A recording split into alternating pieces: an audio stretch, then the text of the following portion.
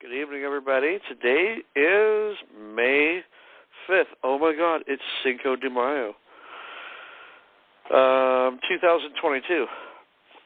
And we're here again with Chris. Hello. We're going to go over his processes. So, did you want to share some success stories? I could read a whole bunch of them. I really could. Okay. Let me pull up some.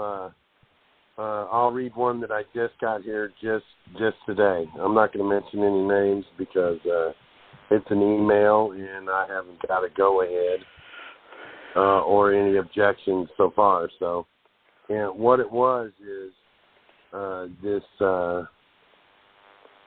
worker here, one of the comrades here, said, I submitted this transaction as the Benny of my private trust account.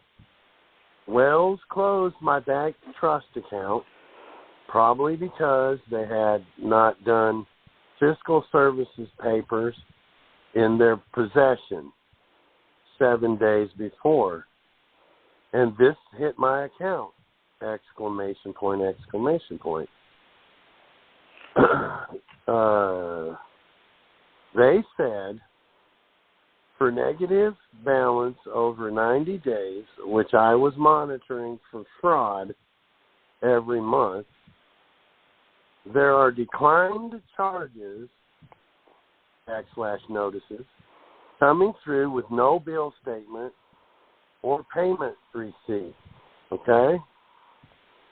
So he's getting the statements, but there's no bill with the statement.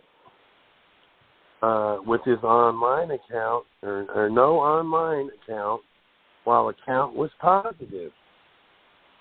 That's one.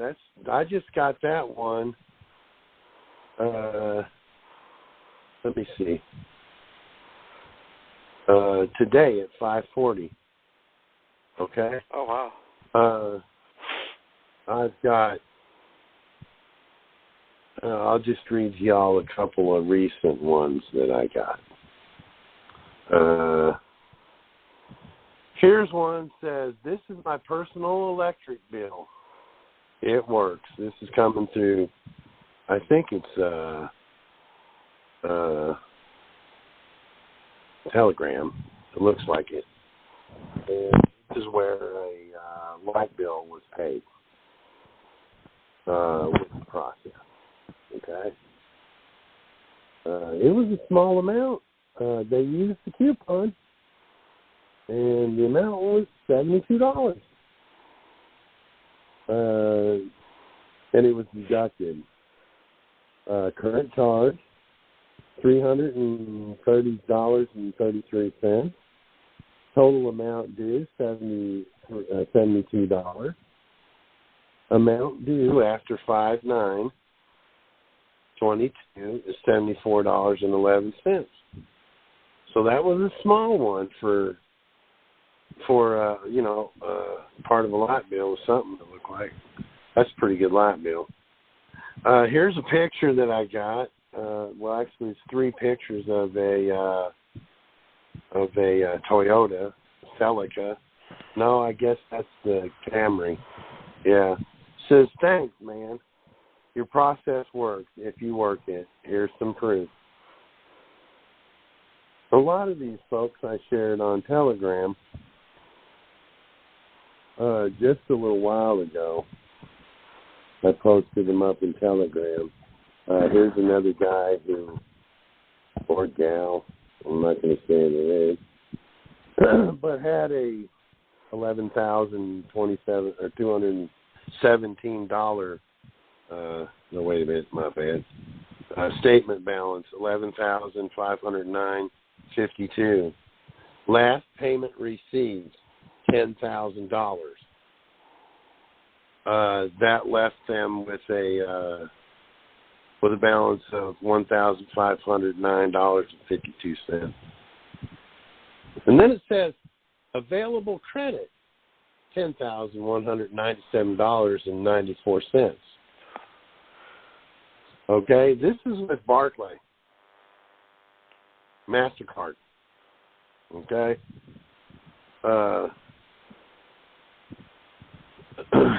I've had someone send me where they walked in, it was a mask mandate bullshit, where they were charged with trespass, and this person, this fellow fighter, I'm just going to say the name. It's Shannon Greer. She got hit with this freaking, this bullshit mask stuff, and pretty much did what you do: go in there without prejudice, challenge jurisdiction. The judge wrote on there wrote on the actual charging instrument, clerk notice. Please send docket sheet to Mrs. Celia. Charges are dismissed, finding on the record, all future dates remanded.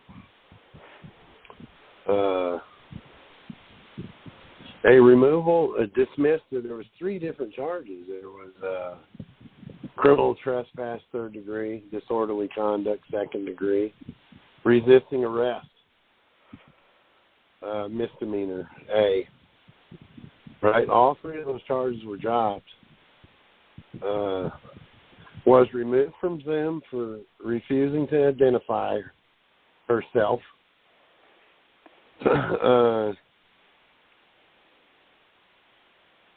For contempt of court. It was remanded for a jury trial, and it was dismissed.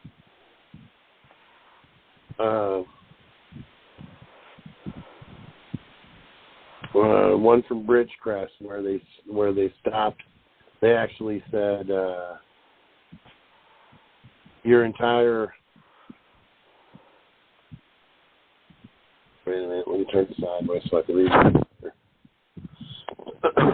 it. You entered into a retail installment contract, security agreement, the contract, with Caravan LLC. Let me see let me get to where it's at.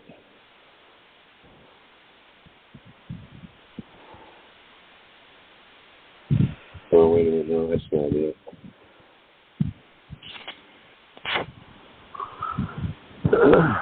Let's see. There's, I got thousands of pictures here, y'all. But, here's one. Here's one that I shared.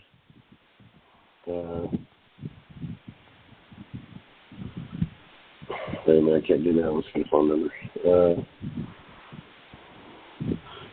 I just, thanks for calling, Chris. I feel very blessed knowing you.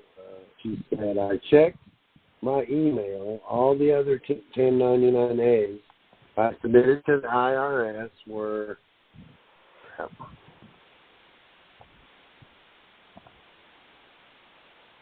received. I got to find the other part of it now.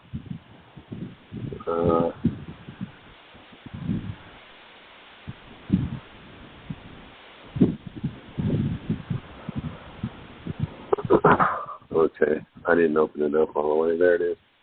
I checked my email. All the other 1099As I submitted to the IRS were accepted. Even the EFT I wrote to them last year for $79,000.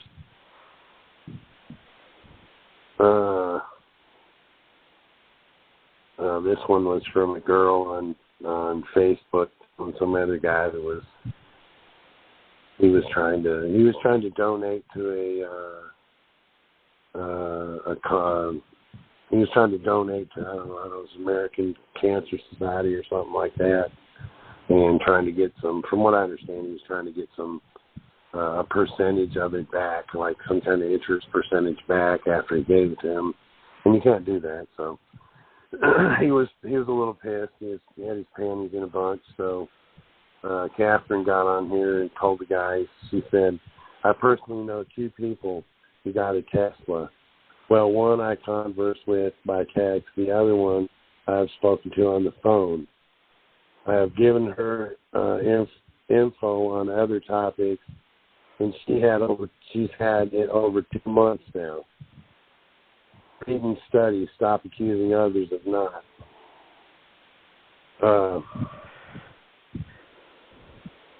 Here's another one, Chris. My friend received proof of concept yesterday on her credit card bill, 1099A. That card now shows balance reduced by the amount and a credit score rising. And you know, folks, I get stuff like this. Here's payment voucher.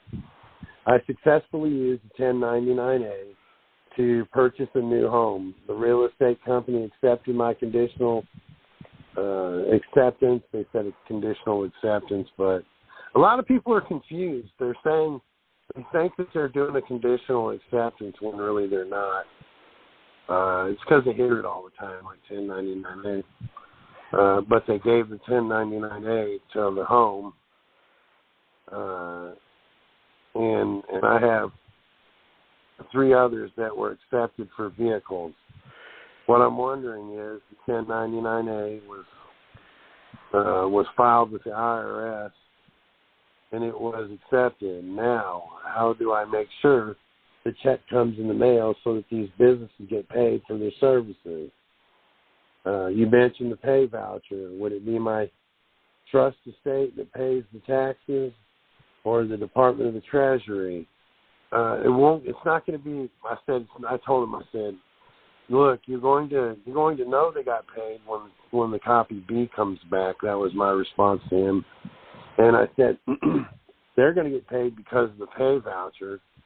And as far as the taxes go, remember, every taxpayer is a Cestui Que Trust. So if the Treasury is going to collect the taxes from any of this stuff, well, then they're going to do it, and they don't even have to tell you. They can just take it out of your trust. Why? Every taxpayer is a Cestui Que Trust. They are acting as trustees. That was a conversation I had. So this guy was purchasing a new home and bought some vehicles. And here's another guy. He was asking me some questions. Let me see if I can find it. Yeah. Where's that at? Let me see. It might have been it right there. No, that's not. Where's it at? Please, down here. This guy's asking me a question. He said I sent you an email a while back. I don't know about it since you lost your other one. He's asking me about the 1099A.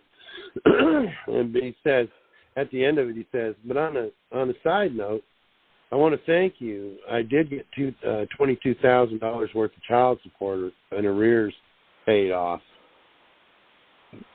Here's another guy with a Home Depot. He did his account balance, his previous balance was $1,439.59. He did a payment of $1,427.78, and with the remittance coupon. And then now he's showing a new balance of $13.41.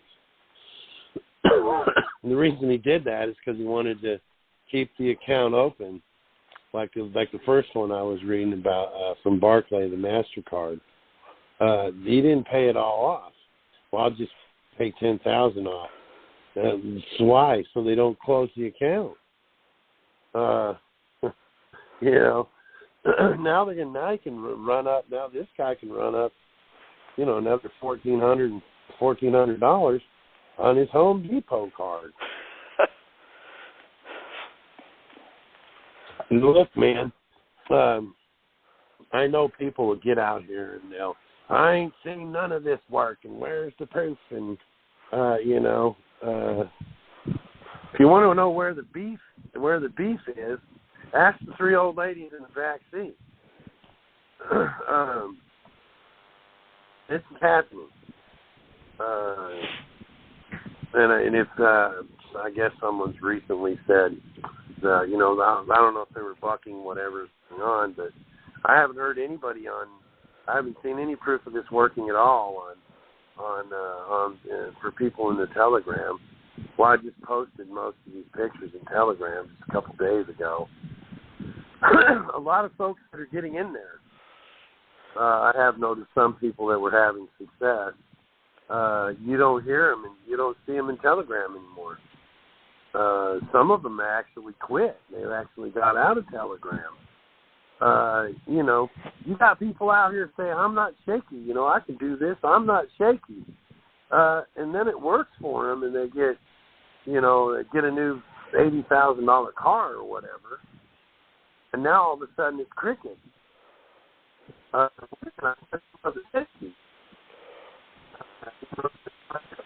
Oh, Chris, you're breaking up. How's that? There we go. Yeah, it may come in spurts. That's kind of how I was doing the other night when I was sitting up there in the truck. But I was doing video too, though. So, but that's what they do. I've noticed a bunch of them do that. Send me an email. Hey man, thanks, bro. This really helped, man. It got me this or got me that. And then you don't hear nothing about them. And I'm like, hey man, get on there and tell them folks what you did. If you share this stuff, if you have success if you're truly not shaky and you'll do this stuff, you ought to be not shaky enough to share it with everybody. And what it is they're scared. They are shaky. They're not shaky as someone who wouldn't even try it, but they're shaky, or they'd get out there and they'd share they'd share it with folks. Hey man, this is what I did. This is how it worked for me. And I said at the beginning, guys, this may not work for some folks, but for others it will. And I don't know if as I say, it's mostly it's 85% or 80% knowledge, and 10% intestinal fortitude. You got to get out here and show these people you know what you're talking about. They're going to be more willing to try it. But even after all that, folks, if you missed the live last night, I didn't go live on Tuesday night because I was in the ER. Was running a fever. And you guys don't even take this stuff off of me and throw it in the red garbage bin. You want to treat me like I'm contaminated? What am I supposed to do with this stuff?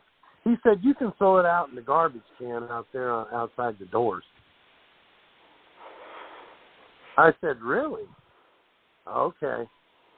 If you're going to treat me like I got COVID, well, then treat me like I'm freaking contaminated. Don't have me go throw something away that I've sweated on for 6 hours in the garbage can outside, going down the sidewalk. So yeah, I'd have been better off just going to the Walmart and getting some Robitussin GM strength and sleeping. I could at least have some freaking rest. But that's what it's about. I was meant to go there to talk to this old gal and her daughter or granddaughter, whoever she was. That woman handed it back to her and said, no, I'm not signing this contract. Oh, well, they just bill you anyway. I said, how are they going to bill her? I looked over and I said, you can dispute that. All you got to do is say, show me a contract. Show me the contract. Yeah, that lady left out of there. She's pretty pissed off at me. I don't care. So you ready for questions? Yeah. I kind of rambled there a little bit. That's all right. You're like the Energizer Bunny. Just turn you on and you go. Yeah, that's about it. Works. All right, 636 area code. Go ahead. Hey, Chris, it's me, Rob from Missouri. I got my lights turned off. Turned off this week. I'm sitting here in the dark. Really?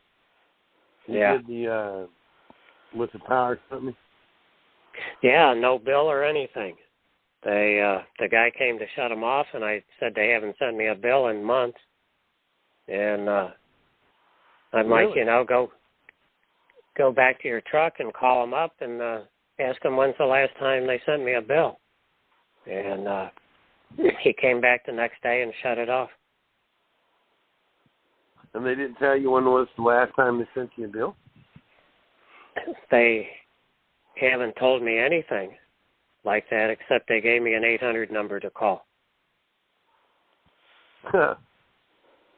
So, did you call them? No, I wanted to see what you thought here before I do anything. Yeah. Call them and get their names. I think they're playing a name game with me. I think they. I had wrote them that letter and told them I was a human beneficiary and asked them to collapse the trust and send me all on-ledger and off-ledger assets. And I haven't heard a whimper from them since then. And I think I think a whole lot of this commerce stuff that we get ourselves in trouble with is with the name game. I heard back from the Attorney General here in Missouri this week from my conditional acceptance.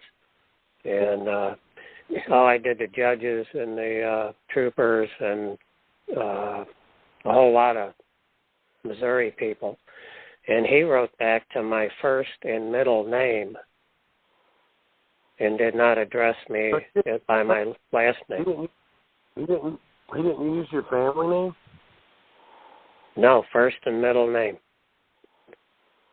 Wow. So I realized from that I should have put in the conditions that all correspondence goes to first, middle, last, comma, beneficiary. So that's what I learned this week. Go ahead. They've already recognized you as the beneficiary. Did you name the Attorney General, or did you just name them as the witness? I can't remember. I just named him as a witness.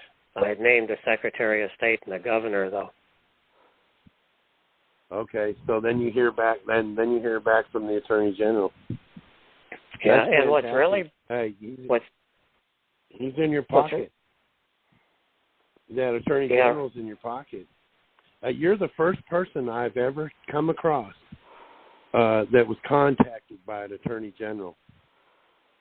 You've served him as, he is your witness, and you've served him as that. And for him to contact you back, that's incredible. You're the first person. I've probably talked to, I've probably been involved in 30, 35 conditional acceptances, including my own, and that was 15 and 16. There have been probably 100 gone out since I started doing this 4 months ago. You're the first person that I've heard that was contacted by the Attorney General. He's your boy. He's your homie. He told me he wasn't liable. Is, man. He said, He's agreed. Yeah, man, he's agreed to be your witness, and he's contacted you. If he said anything negative at all, I would write him back and say, whoa, wait a minute, buddy. You're my witness. You better get on the same freaking page. It's not going to look good when you have to go in, when you're forced into their arena for anything. It's not going to look good when he's signed a contract agreeing to be your witness and he's talked any kind of smack between now and then. It's not going to look good. Yeah, man, that's fantastic, man. I thought he was contacting you back because maybe you had filed, see, and some people have. Some people have done conditional acceptances and filed the claim of lien against an attorney general and also used them as a witness. But you didn't do that, and he's contacted you. That's crazy. You ought to call him, see if you can. You ought to call him and see if you can talk to him on the phone. He said he's not liable, and none of the state officials are liable for the correspondence I sent. It was a real short letter. So I had a hard time seeing that as a positive, but you seem to think it's positive. Well, look, man, what he's trying to do is write you to say that they're not liable. It's not about being liable or not. They have signed contracts agreeing that they are. How can the Attorney General say they're not liable when they've contractually agreed that they are? 10 days are up. I ain't heard from none of you all. None of y'all wanted to meet the conditions. Yeah, you're damn right. Every one of you are liable. And for the Attorney General to contact you and say something like that when he's supposed to be your witness to the contract, yeah, I'd be like, look, me and you need to talk, buddy, because apparently you don't even know what the frick a contract is. Yeah, I wrote him back and told him, that's not how contracts work. You don't just, damage somebody like those people have me and then stand up one day and start shouting, we're not liable. That's not how it works, No, it's not how it works. Not at all. And you ought to know that. How in the hell did you get a job as the Attorney General of a freaking corporate state and not know nothing about a contract? Yeah. I would have probably mentioned, hey, witness to my contract, you might want to read it yourself. Here's the thing. What you did is you sent that with a postal rule. For them to say it's not a contract and they're not liable is for them to turn around and say everyone that they've ever sent a freaking summons to appear wasn't liable to appear. You see where that makes sense? They can't say that they're not liable because it's a contract via the postal rule. The same way you're liable to show up in court when they summons you via the postal rule. You got a contract, buddy. Yeah. Instead of dicking around, here. You guys should have been freaking trying to meet the conditions. It says your correspondence does not form a contract or create any legal liabilities or obligations on the part of the state of Missouri or any agency or official of the state of Missouri. We will take no further action in response to your correspondence. I bet you they do. Yours very truly. Well, I bet you they respond. If you write a letter to him and say, look, if this doesn't, based on the letter that you just read, if this isn't, then neither is your summons to appear. Yeah. How is your contract? How is your common law contract doable when you send a summons via the postal rule, certified mail return receipt, and me not? Oh, you got some magic freaking wands you can wave over those things? I wrote him a letter and copied the provost marshal. Liable, you are also liable as your human entity is, because you put them in all three positions. I'm getting you as the human. I'm getting you as the trust. I'm getting you as the hat that you're wearing, whatever hat it is you're wearing.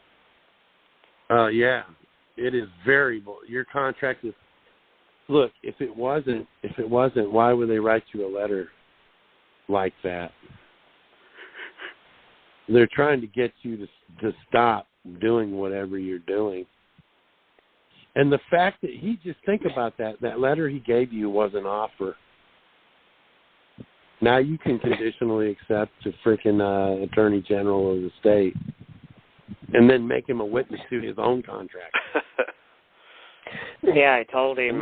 Then see if he responds. I bet. I wrote him back and told him I'm keeping the letter not as a contract, but I'm going to forward it to the postmaster or the provost marshal general and see if we can get him arrested and removed and replaced with someone with integrity. So I don't know. They knows what a freaking contract is. It doesn't sound like it. And another really bizarre thing happened. He didn't read it. The one you sent him, he didn't read. If I was going to write him a letter, I would suggest before you step on your dick that you read the contract yourself, because you've contractually agreed that you are a witness to my contract. Now you're sending me an offer that I can conditionally accept. You better choose your side right now, buddy. That's fantastic, though. I'm going to write that one down. That someone has been contacted by. Yeah. Another really bizarre thing happened, Chris. A couple of weeks ago. Well, I think that I've been leaning on the everybody up there at the state to give me one of those entity tax exemptions.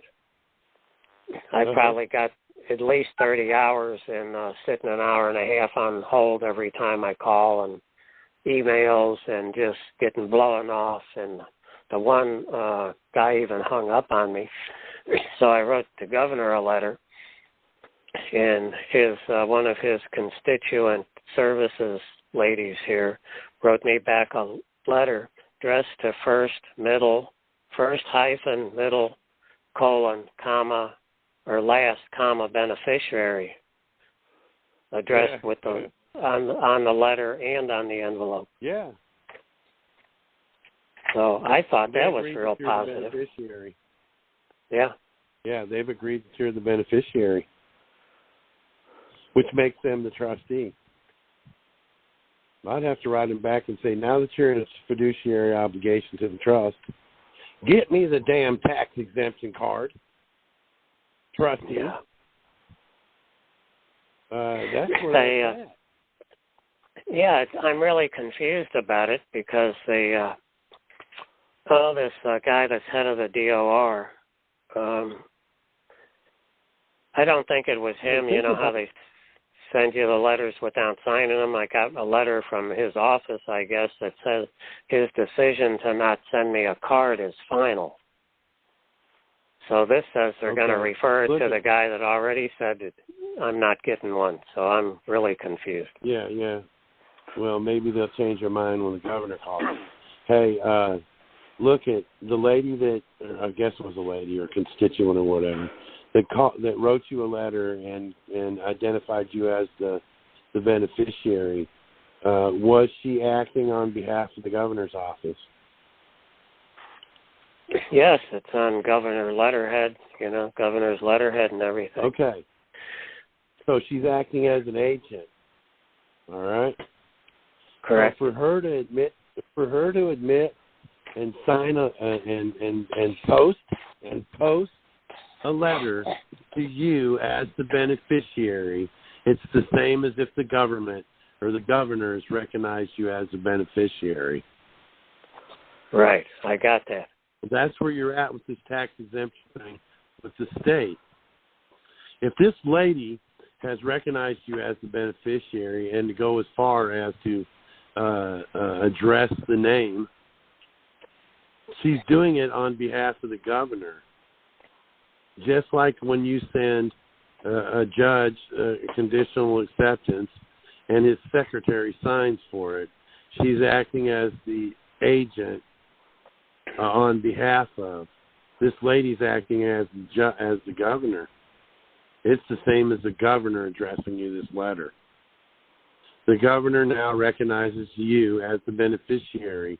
If that being said, how can you be a Cestui Que Trust if you're the beneficiary. Every taxpayer is a Cestui Que Trust. I'm trying to get this tax exemption card. Why, Governor? Because you recognize me as the beneficiary. Therefore, I cannot be the Cestui Que Trust. I can't be the trust and the beneficiary. They about straight up have to give it to you as they've recognized you as the beneficiary. That's golden. That's the golden ticket right there. Right. Maybe I'll have to write him a letter. I feel kind of job stoppers, man. So does that answer your question?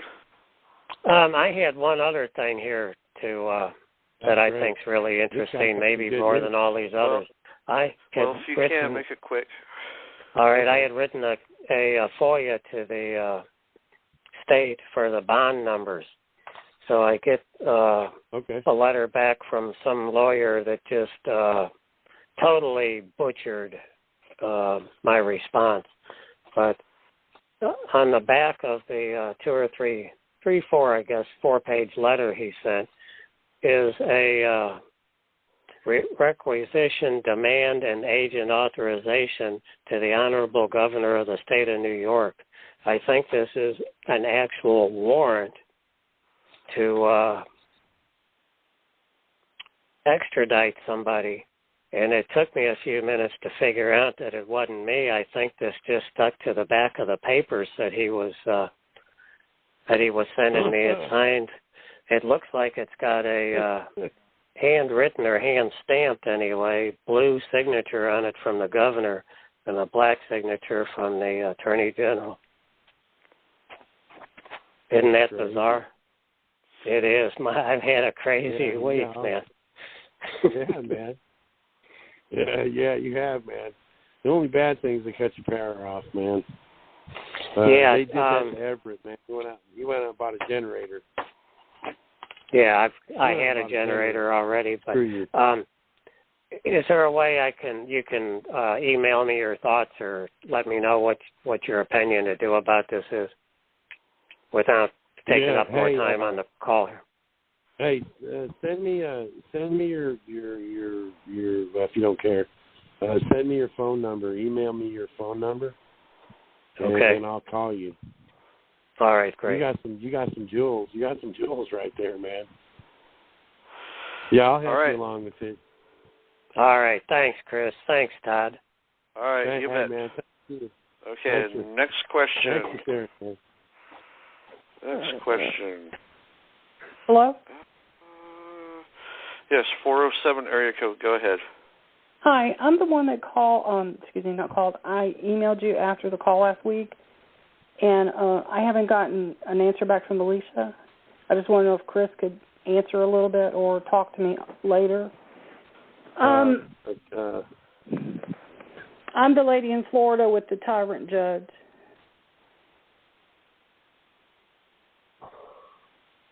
Can you hear me? Okay. Yeah, I can. Okay, so do you have a question for the call, though? I'm trying to think. Yeah, I do. We've got My husband has Did 7. Did you send me your email to my account? No. I sent you an email when you had the Chris Hauser email, not the Proton one. Do you want me to send you an email explaining what it all is? I did it to Tad. No, I'm just trying to find your email. Did you send it to my Gmail or did you send it to my Proton? I sent it to your Gmail, but that was weeks ago or a month ago. Okay. Let me see if I can recall it right quick. Okay. And what's the name? My name's Josie, but the mail is wootonmolly@gmail.com. Luton? Wooton, WOOTTON, Molly. W-O-O. Wooton's the last name. W-O-O. What was it? T-T-O-N. Molly, M-O-L-L-Y. That's one of my dogs. Wooten. Molly, Molly. Molly. Uh-huh. Let me see here. I'm going to search it and see. I didn't get it. WOODCON? It's William, Oscar, Tom, Oscar, Nancy. Oh, okay. Mary, Oscar. Okay, hold on. Wooten.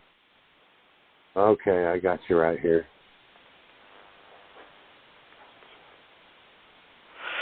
All right, so do you have a question for the call? I was just going to ask if I can talk to Chris about it because we've got to do something. Okay, so we'd like to restrict questions to be that questions that everybody can learn from, not to make appointments. No, it isn't. That's what my question was. How do you deal with a tyrant that keeps... I mean, they follow me. They stop me in Walmart and ask me stuff. The sheriffs do. My car's tagged. Oh, yeah. I've gotten 5 tickets in the last 6 months. I haven't had a ticket in 20 years. You sent me a video, didn't you? I'm sorry? You sent me a video, didn't you? No. You didn't? Mm-mm.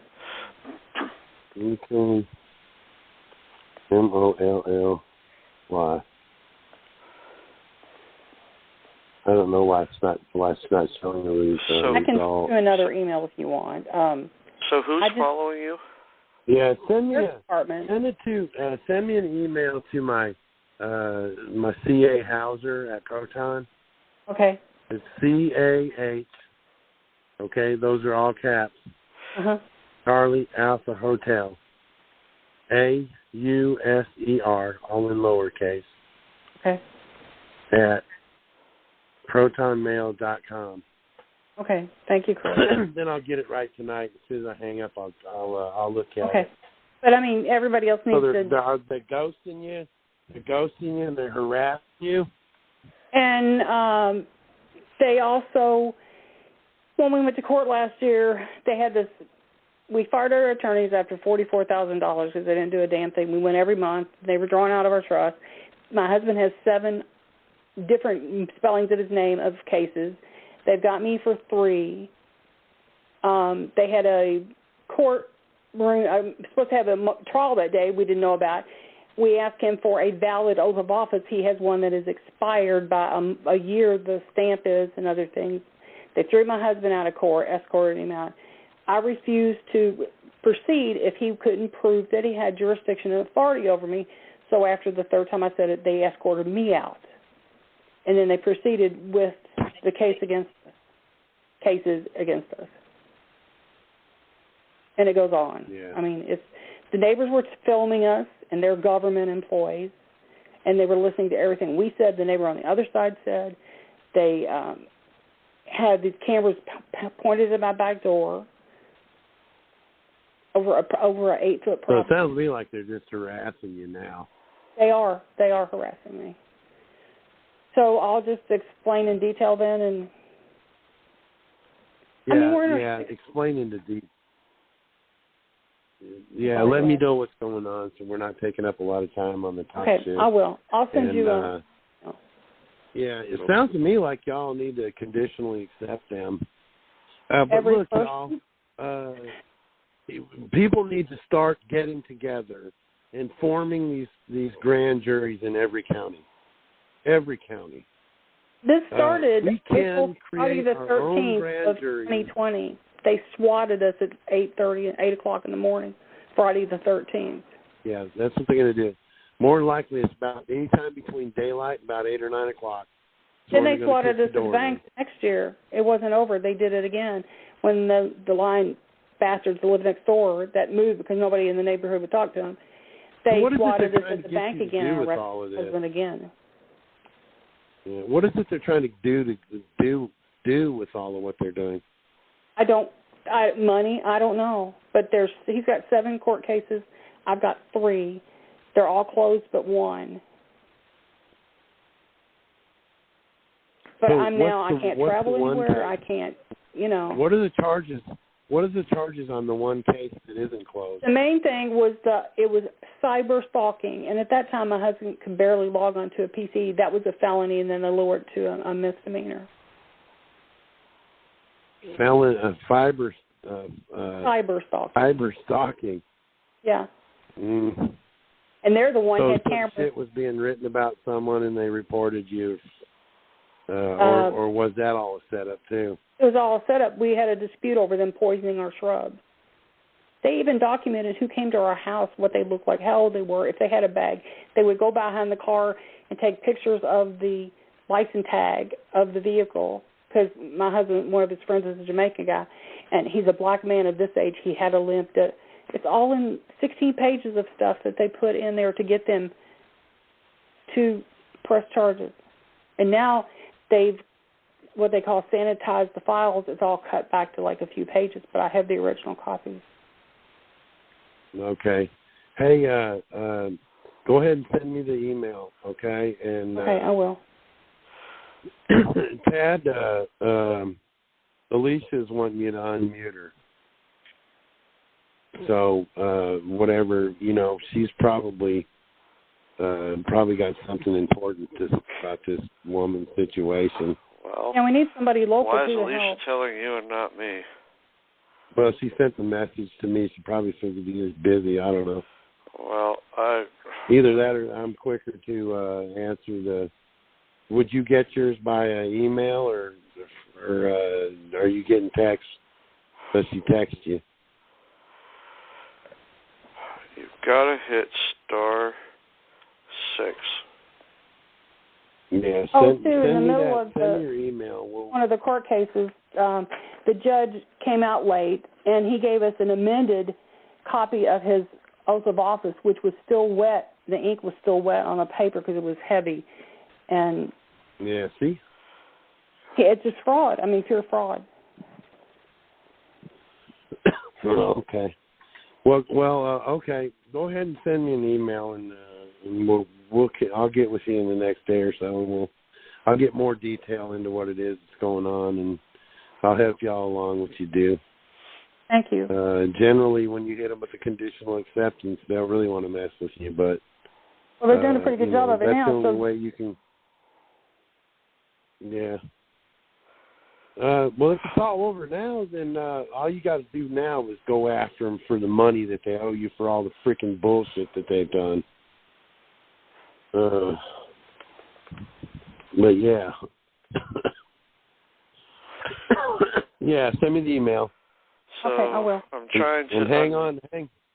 Okay. I'm trying to unmute Alicia, but she's not hang unmutable. On to the call tonight. Stay on the call tonight so you can hear. Okay, for me not to hang up then. Yeah, go ahead. No, don't hang up. Just go ahead and you probably have to mute her. I guess that I don't know anything. Nope, she's not on the phone, so I can't. Okay. Alicia's not on the phone? Nope. She's got my contact information. She's got your number. Yeah, I sent her an email or a text message on Wednesday because I. Okay. All right, you guys connect, and we got to go on to somebody else. Thank you. Yeah. Look, y'all. The only way we're going to get anything done in this country is for people to start stepping up and creating these new grand juries. There'll be constitutional grand juries. The grand juries that they have now, that these pricks are getting indictments for, all they got to do is go in there and tell them what they want. These grand juries that are out here right now, they just do what they're told. They don't look at the evidence. The prosecutor says, we want to do this to these guys, and they freaking rubber stamp it. Okay? We need constitutional grand juries in this country to disband the bullshit grand juries that they have. Everybody is going to have to start getting involved. If we're going to change this, you're going to have to get involved. This is bullshit, the way that these so-called legal systems work, how they're scamming people. It's time for an end, and you're going to have to start doing more than walking around with a freaking protest sign. Okay, next question. 813 area code. Go ahead. All right. Hi, Chris. This is Diana in Florida again. I was getting ready to mail out my paperwork that I was asking you about last week, and when I had my friend of mine, one of our comrades, was going over it, we discovered some discrepancies because we were saying she and I were both going like, okay, well, this is what I got, and I said, well, this is what I got. So here we go. Two dots and two I's, a dot, and two T's to cross here. On the 1096, in box, because I'm the trustee in this trust action, and so when I'm filling out the paperwork on the 1096, I don't have an EIN because it's just me offering a product service for her. You use your own Social Security number. Right, but the question is, does it go in box 1 or box 2 of the 1096? Are you there? Hold on a second. Hang on give me just a second, okay? Okay, sure. In the 1096,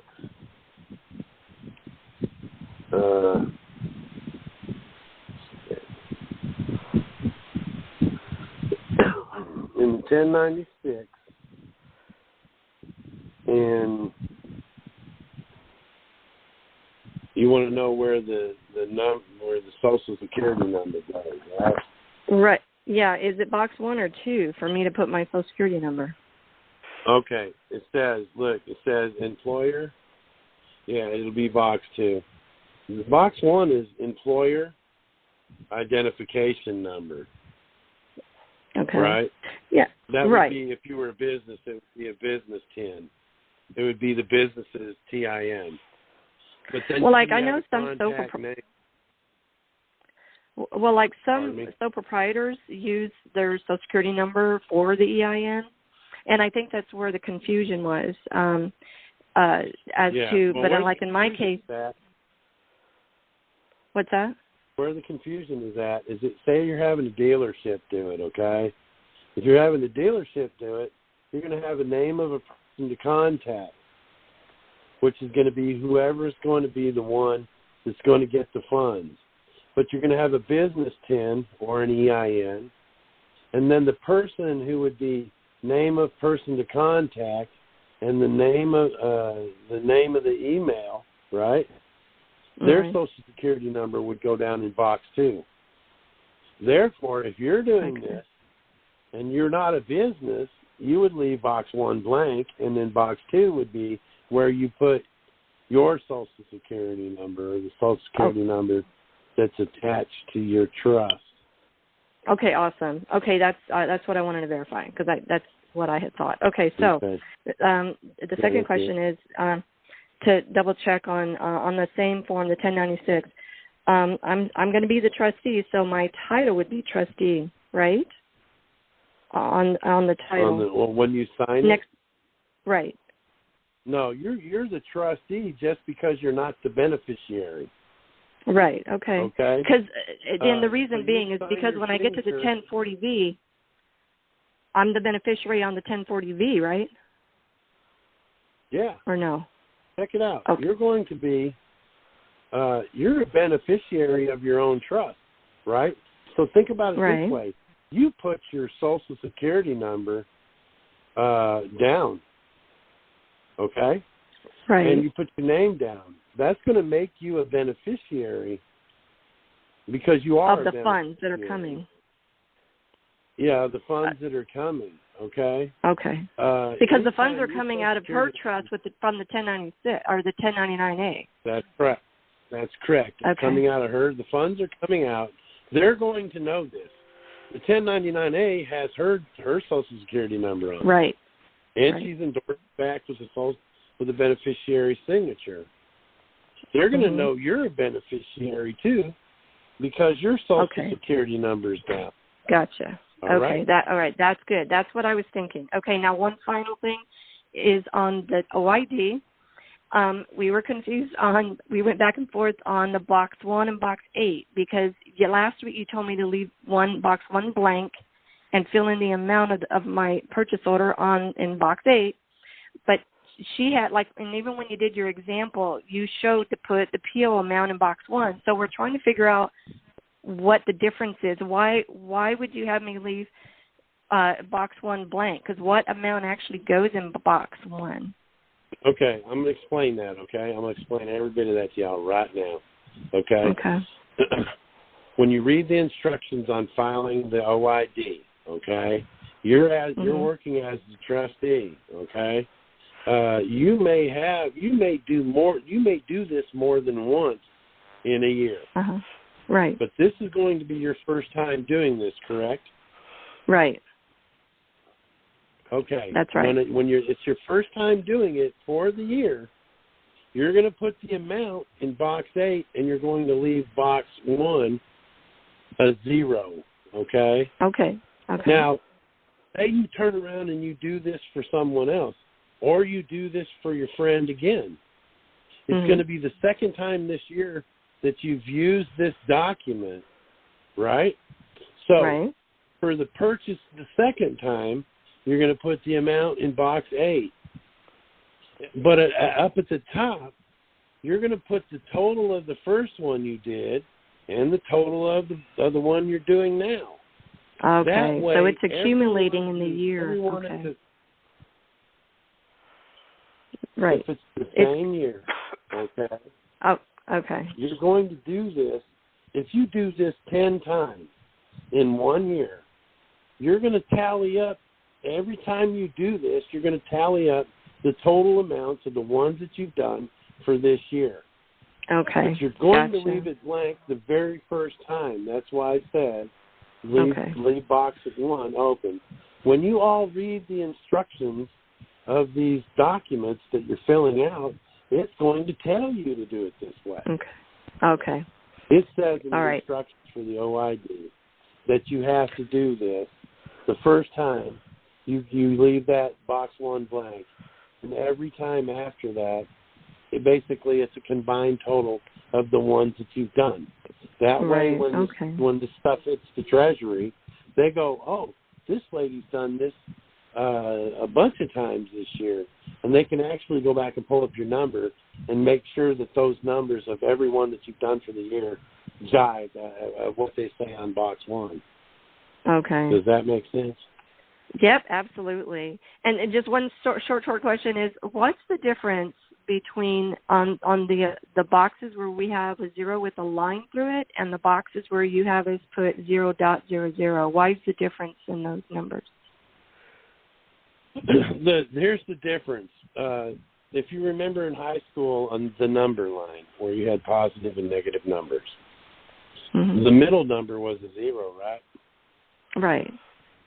That middle number is a designator, right? It's not a number at all. Remember? Oh, okay. It goes infinite. Numbers will go infinitely close to it, but never touch it from the positive and the negative side. That's because that 0 with a line through it is not a number. But if you put 0.00,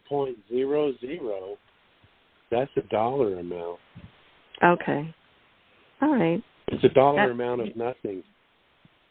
Okay. That's why we do that. Those were just questions we were throwing out at each other. I was putting that in every box that requires a field to be filled instead of putting an amount. Like, you're not a taxpayer. Right. Okay? So when it says the amount of taxes owed, you're not going to put 0.00. Yeah, you're going to put, absolutely. That's why you do that. All right. Thanks a lot, Chris. I appreciate it. This paper is going out tomorrow. All right. Thanks a lot. You guys have a good night. Thank you. Yeah, be blessed. Okay, next question, 816. Go ahead. Okay. I'm in Missouri, and I'd like to know where the other caller in Missouri is. I had asked a few weeks ago that I had mentioned that I had sent out some 1099s in 2010, 18 or 19. Anyway, I have the forms now. And I never heard anything back from them, by the way. According to the instructions, I filled them out according to the information I had at that time, and was doing them with someone who had done them once before under the same instructions, who got some result, but I didn't get anything. And at that time, I couldn't answer your question because I didn't have in front of me, as I do now, my completed form. So can you maybe answer some questions by how I filled it out and tell me why I never heard anything? You did say that if we keep copy B, they don't have anything to send back to us. And I did keep copy B. You won't be notified. Yeah, you won't be notified. But nevertheless, I never got any money. I never saw any effect on the utilities that I used it on. Okay, so you used 1099A. And did you send it in? Did you act as the trustee?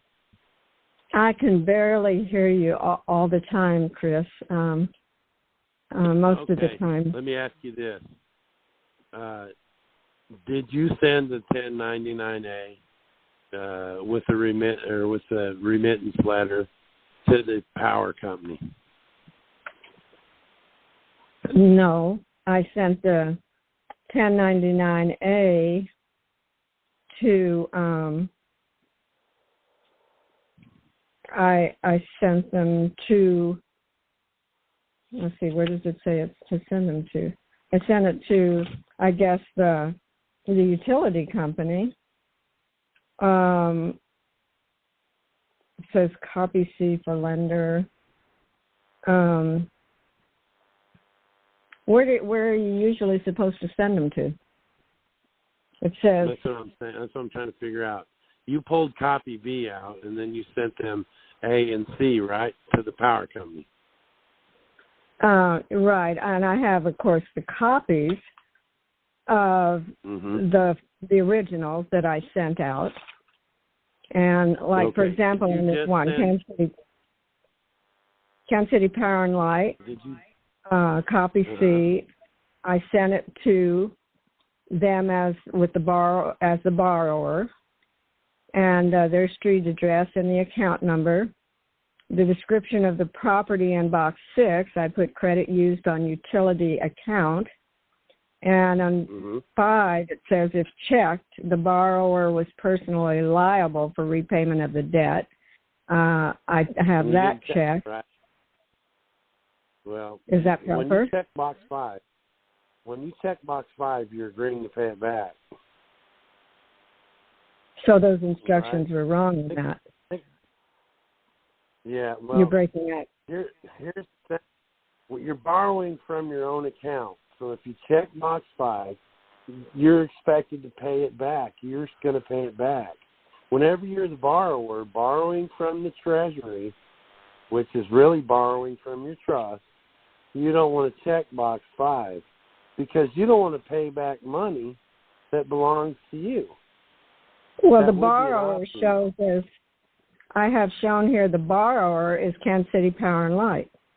And so when I check box 5, if checked, the borrower was. This is the 1099A. So when you did the 1099A, here's what you did. Correct me if I'm wrong.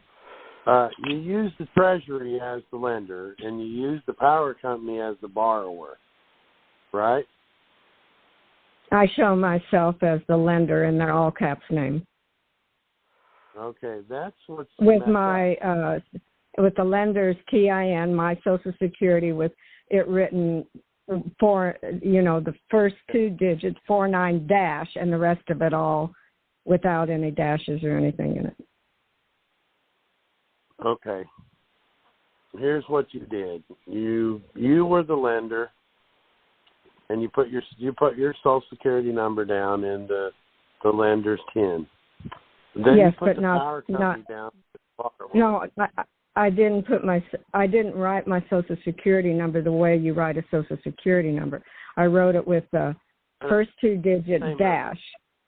Yeah, same number, but written differently. Okay. Yeah. It doesn't matter if you put the dashes in there, or you put the 1 dash after 2, or you don't put any dashes at all. The number's the number. Okay. I was told that was significant. Yeah, I don't know who you learned this from, but this is why what you're explaining to me is why I tell people that it's not working for them, because you cannot be the lender, right? You cannot be the lender. The Treasury has to be the lender because they hold the title to your property, which is the money that's in the Social Security account. So the lender is always the Treasury, and you use their TIN number. And the borrower is always you. Always you. And then you borrowing from the trust they created for me. Yeah, you're borrowing from your trust, and you're acting as the beneficiary, because when you put the name down in the borrower's box, the name of the borrower, you use your last name or your family name, and then you put comma beneficiary. Then you turn it over, and you identify yourself again with the wet signature as the beneficiary. Look at y'all. Listen to this, okay? And tell me if this makes sense. If I was to do like you say, ma'am, and I was to make myself the lender from a beneficiary account, right, to lend out money from my account to whoever I wanted to. And you can't do that because you're a beneficiary. So that would be the trustee. Is that right? Only the lender can do stuff like that. I mean, only the trustee can work a trust that way. So when you put yourself in the lender's position, you're letting people borrow money out of your account as the beneficiary, and that's trust fraud. That's trust fraud. That's why you have to let them be the ones. And by putting your Social Security account down, you're making a trust action. And by labeling yourself as the beneficiary and then signing as the beneficiary, you're giving them the option to loan the money out to you. You're not asking them for it. You're giving them the power to be a trustee and do what the beneficiary needs. Okay? And so it's up to them. It's up to them whether they lend you the money or not. It's in their best interest to do it, because if the beneficiary needs the house, needs the light bill, needs the car, why not? Okay? So think about it this way. If you're doing it the way you're talking about, and I wanted to pay my light bill, and I put myself in as the lender, and I put the power company in as the light bill, or for the light bill, as the borrower, they're borrowing money from me. So if I check box 5, then they're the ones that have to pay it back to the trust. Do you think the power company is going to want to pay back money? Say that again. They're not going to want to pay the money back. They want the payment. That would be like writing the power company a check saying, here's the check, but as soon as you cash it, you got to put it back into my account. There's no logic in that. I don't know, ma'am, where you learned that, but since I started teaching the 1099A process, I have told this time and time again. You are always the borrower. The beneficiary is always the borrower. And the lender is always the Treasury. Always.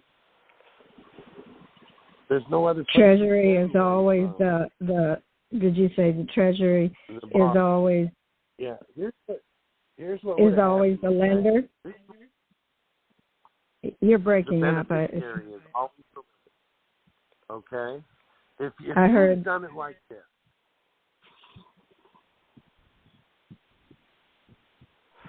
Chris, the lender is always. Yeah. Can Go you ahead. hear me? Go ahead. the lender is always the Treasury, and the borrower is always the beneficiary, or you. If it's your Social Security number on there, then you are the borrower. You never check box 5 unless, of course, you want to pay back the money. I don't want to pay back the money. Mine. If you would have done it like that, and then wrote the letter to the power company, the remittance letter, like you would with the coupon, send them the coupon and a 1099-A. Here's twice the money in this bill. Then you would have got a response. They looked at that 1099-A and said, I don't know what's up with this, but there's no damn way I'm going to accept this money. I'm not going to borrow the money from the customer to pay the light bill and then turn around and pay it back. That's probably why you didn't get anything. Okay, and I pulled up and tried, went through reading the OID, the IRS publication 1212, Guide to Original Issue Discount OID Instruments, and I tried to understand through that, which I probably could have understood, but I had this other information, and I couldn't reconcile the two. So, and this was after I had done this, because when I was told about it, I was down to the wire of doing it for that year, and I wanted to try it and see what would happen. So, yeah, I hear you. A lot of folks just, and that's okay. This is trial and error. Yeah. If it doesn't work one way, try it another. Okay. At least you're trying. You know what I'm saying? So do you have somewhere like from start to finish how to do these things and for different situations? Absolutely. I'm going to share this with y'all right now. This is a good time to do it. I did it last night on the live. If you all want to go, this is for people that are green, okay? If you just heard about the straw man last night, this is where you want to go. It's legalibus.com. Legal, what was the second part? It's legal, Legal, I, as in Indian, BUS.com. I, B as in victory, US? No, B as in boy. I, B as in boy, US. .com. Yeah. .com. That's set up to get your head wrapped around all this if you didn't know anything. Another thing, too, y'all, get on Tad's website. Get on Tad's. Yeah, I've gone there. Tad's website's got a wealth of information on it. A wealth of information. It's a great source for getting this stuff, get your head wrapped around this stuff. Especially if you're a little more for a little while. You're breaking up pretty bad, Chris. Yeah, I do. I do from time to time. Yeah. I wish the congestion in my chest would break up. By the way, I'll email you because I can help you put an end to what you're experiencing within 24 hours. You'll get total relief. So that's my field. All right. Okay, all right, so there's one much. other question. Wait a minute, there's one other question. Make it quick, please. Yeah, so because of a crash that I was involved in and lost a bunch of my teeth, I have about $70,000 worth of dental. How can I get that? How can I get that paid out of the trust? What process do I look at, or what? And where do I go? Ask the billings people if they would accept a 1099-A as payment to pay in full.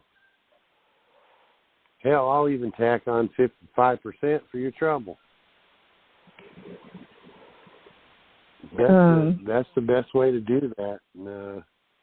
I know they're going to say, "What's that?" Well, learn about it then. Learn about what it is you're doing.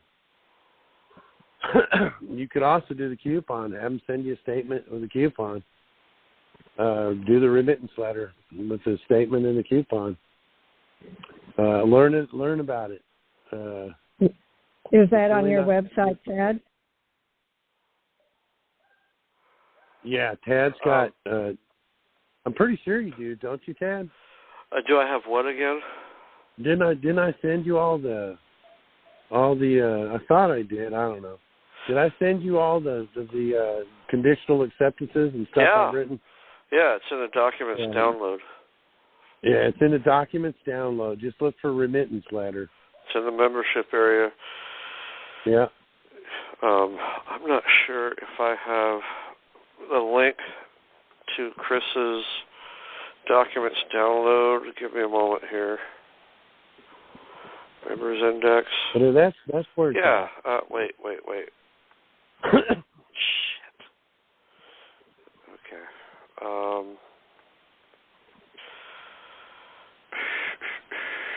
Documents download index. Crap. Son of a gun. All right. Well, for right now, I'm not quite sure how to get to them because the links aren't working, and I was not aware of that.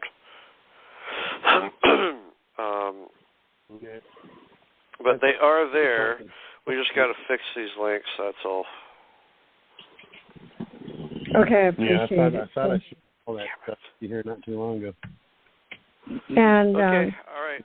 Chad or Chris, will one of you be willing to be a connector between me and the man from Missouri? If I send send you an email with that brief information request. And then you can see if they're willing. I just happen to have his email. Send it to me, but I really don't want to get in the. I'm not here to be a matchmaker. But I just happen to have his email, so if you send it to me, I'll pass it on. Okay, thank you. Okay, all right, thank you. Next question. 240, go ahead. 240, you've been unmuted. Area code 240, please. Did you mute your phone? Did you accidentally mute your phone? 240-850? Hello. Hi. Your hand there we go. Okay. Okay. I got a question. You know how I just want to know, how does common law apply to black people? Is it just for white people or just for everybody? Yeah, it depends. I've said it in the video that some definitions. Common law is for common. Is common. It's for everybody. It really is. But what I was referring to in the video was where it came from, where common law came from in England, and that that it was made for Anglo-Saxons, but it's really for everybody. Common law is for everybody. Okay. And just to tie that into my next, my question, I wanted to know, for black people, we know, lawyers or officers of the court, they're not really legitimate, and most of, the prison is filled with black people, right? And you know how like Karens call the cops on black people on a whip? Like what? Like how do we fight against that as a black person? Like what rights do we have to use? Just having cops called on us just for being black or just existing. Well, do you have any advice or anything you can point to that can help in this situation? Yeah, I do. Absolutely. Look, folks, you have no rights in the corporate state. You have no rights. Not the rights that you think you have. You do not have constitutional rights in the corporate state. The only place that you have constitutional rights at is in the federal courts. There's where your constitutional rights apply. That's how they get away with what it is that they're doing. Look, the only way, if you start talking to these cops, I don't care if you're a brown person or a white person or a yellow person or a green person, the cops do not freaking recognize any of that. You don't have any rights. You don't. The only rights you have are the rights that the Creator gave you. And if you don't know what they are, then you don't have them even. But look, the only way we're going to change this system and to get this crap to stop is to stand up and unite and create these jural assemblies. These freaking cops are going to keep doing what the government tells them to do as long as these de facto grand juries are out here freaking telling them it's okay to do it. It isn't until we take back our country. Too many people for too many generations have laid around and been satisfied with letting the government do everything and tell them how everything needs to go for so long that they're stealing everything we've got. You've got to rise up, folks. You've got to rise up. Yeah, like for me, I've always wanted to be like a lawyer growing up, and I was thinking to study, but you know, I found your video and like I learned a lot of stuff. So like for somebody like me, like what advice would you give me, somebody who wants to practice in law? Because I know I can be like a counselor and help people, but like, you know, like what advice would you give me as somebody who's trying to learn the law and stuff like that? Okay. Well, let me ask you, are you honest? Very honest. Then law is wrong for lawyers, is the wrong profession to get into. So I do you want to go? Do you ever want to have a chance to get into heaven? Well, being a lawyer is wrong. When I say, I'm sorry, I said that I wanted to become a lawyer before I knew the things that's going on. So I want to do the right thing by defending people, but not in their jurisdiction in the way they do. That's what I meant. Yeah. Well, that's only going to happen until we get rid of the de facto executive, legislative, freaking court system. There's nothing judicial about any court in the state of Tennessee. Not even the Supreme Court of Tennessee is judicial. We have to get rid of those.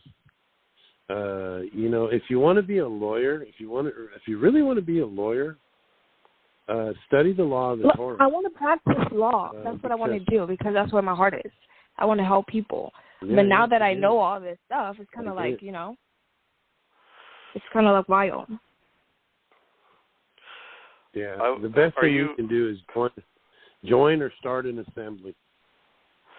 That's just my opinion. Because I live in Maryland. Actually look like. Do what? I live in Maryland. Do they have one in Maryland? I think they do. They got them in most states. They really do. They might not be fully assembled, but this is going on all over the United States, folks.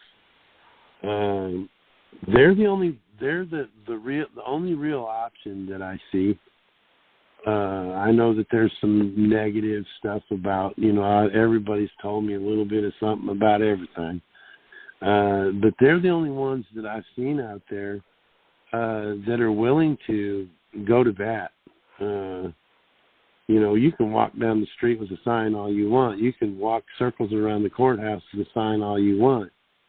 But we're never going to change anything if we're not ready to pick up and actually physically do something, if that's what it takes to do that. And when that time comes, then maybe being a lawyer might not be a bad idea.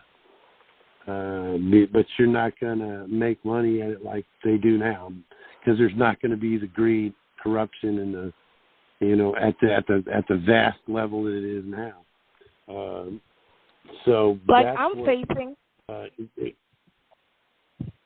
I understand right now. Like I'm facing discrimination at my workplace, and it's like I wanted to hire an attorney, but then I came across your videos, and I'm hesitant to do so because they say that you can beat your own case, but this is all very new to me. So it's what advice would you give? What should I do in this case to help me in this situation? Yeah, well, discrimination is wrong. I don't care where it's at. In the workplace, it's really bad.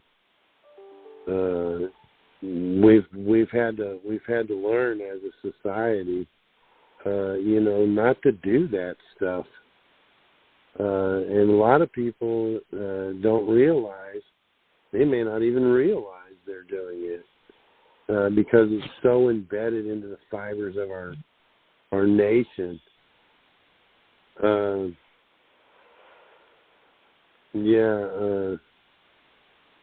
There are a lot of folks out there that can help you get going in the right direction with what it is you're doing. If you're willing to step up, and but look, it's dangerous. I've stepped up and I got locked up. You gotta really be careful what you're doing. You got to be willing to get locked up. You got to be willing to do what you got to do for the cause. But there's folks out here that send me an email and just saying that you're. I have sent you an email before. I did ask if you have any advice on, but you haven't replied to me yet. So I will send it to you again. My name's Elizabeth, by the way. Was that in Proton? No, that was not in Proton. That was your Gmail account. Okay. No, that was your Gmail account. Okay, if that's been a little while, that got hit here about 2 weeks ago. I had to create another account. So should I send it to you on your Proton email? Yeah, if you would do that and just, put in the subject, Maryland, Okay, let me see if you can give me your email. And I will get you in contact with some folks that can probably help you out and at least lead you in the right path.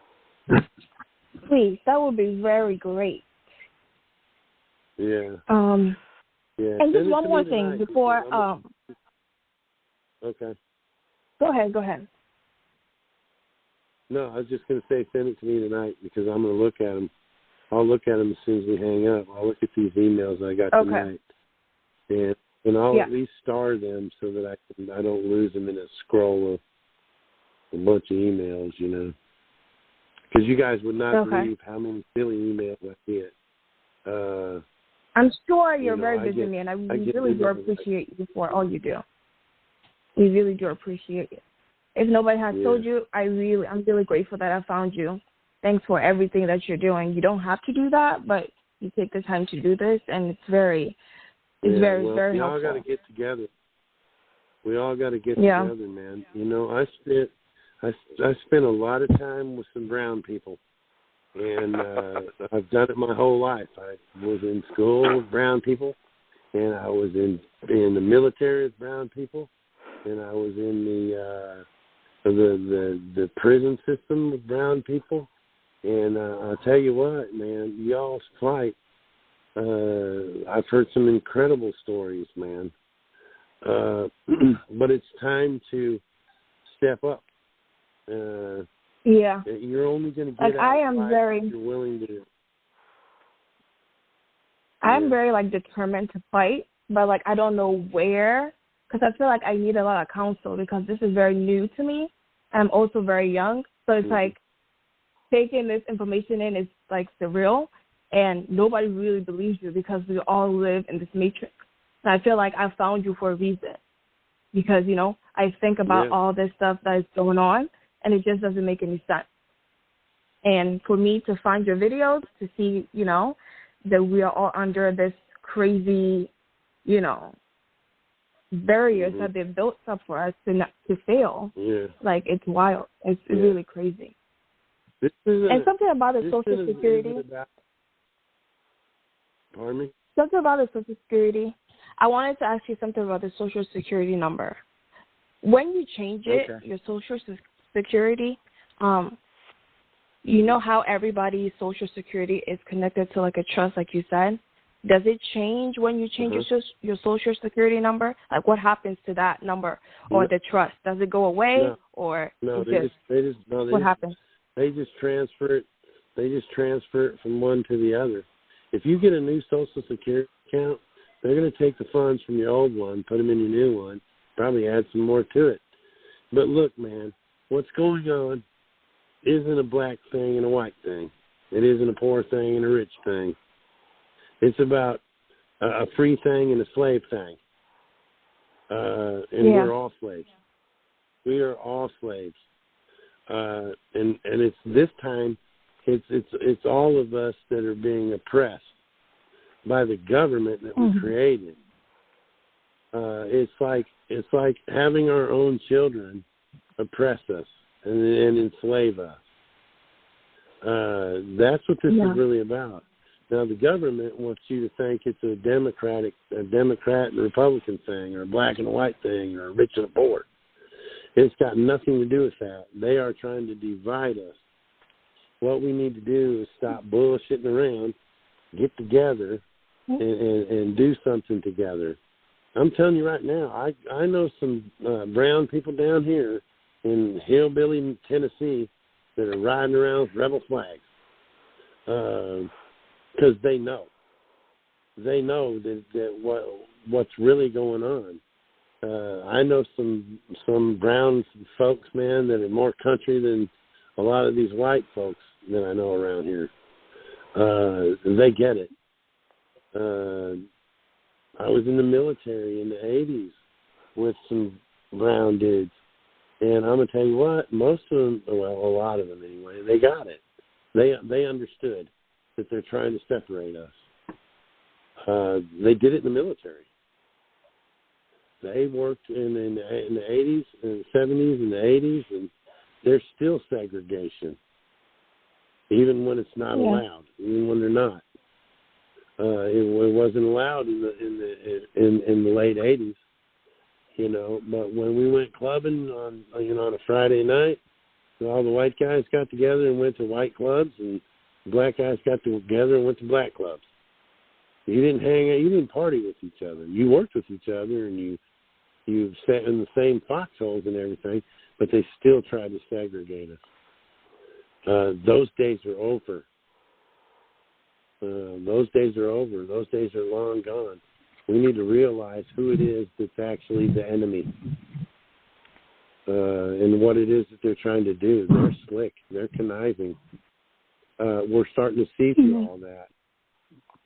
But, so send me that email tonight, and I will get you in contact with some gals that'll straight hook you up. Okay. Can you please give me your email so that I have that down? Okay. It's capital C as in Charlie, capital A as in Alpha, capital H as in hotel, lowercase AUSER at protonmail.com. Proton Mail. And what should the subject line be? Yep.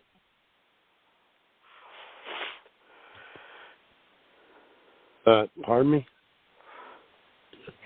You said the title, Maryland. the subject line. You're from Maryland, right? If you don't care to share your email address, there's a few folks on here right now that would straight email you something right now.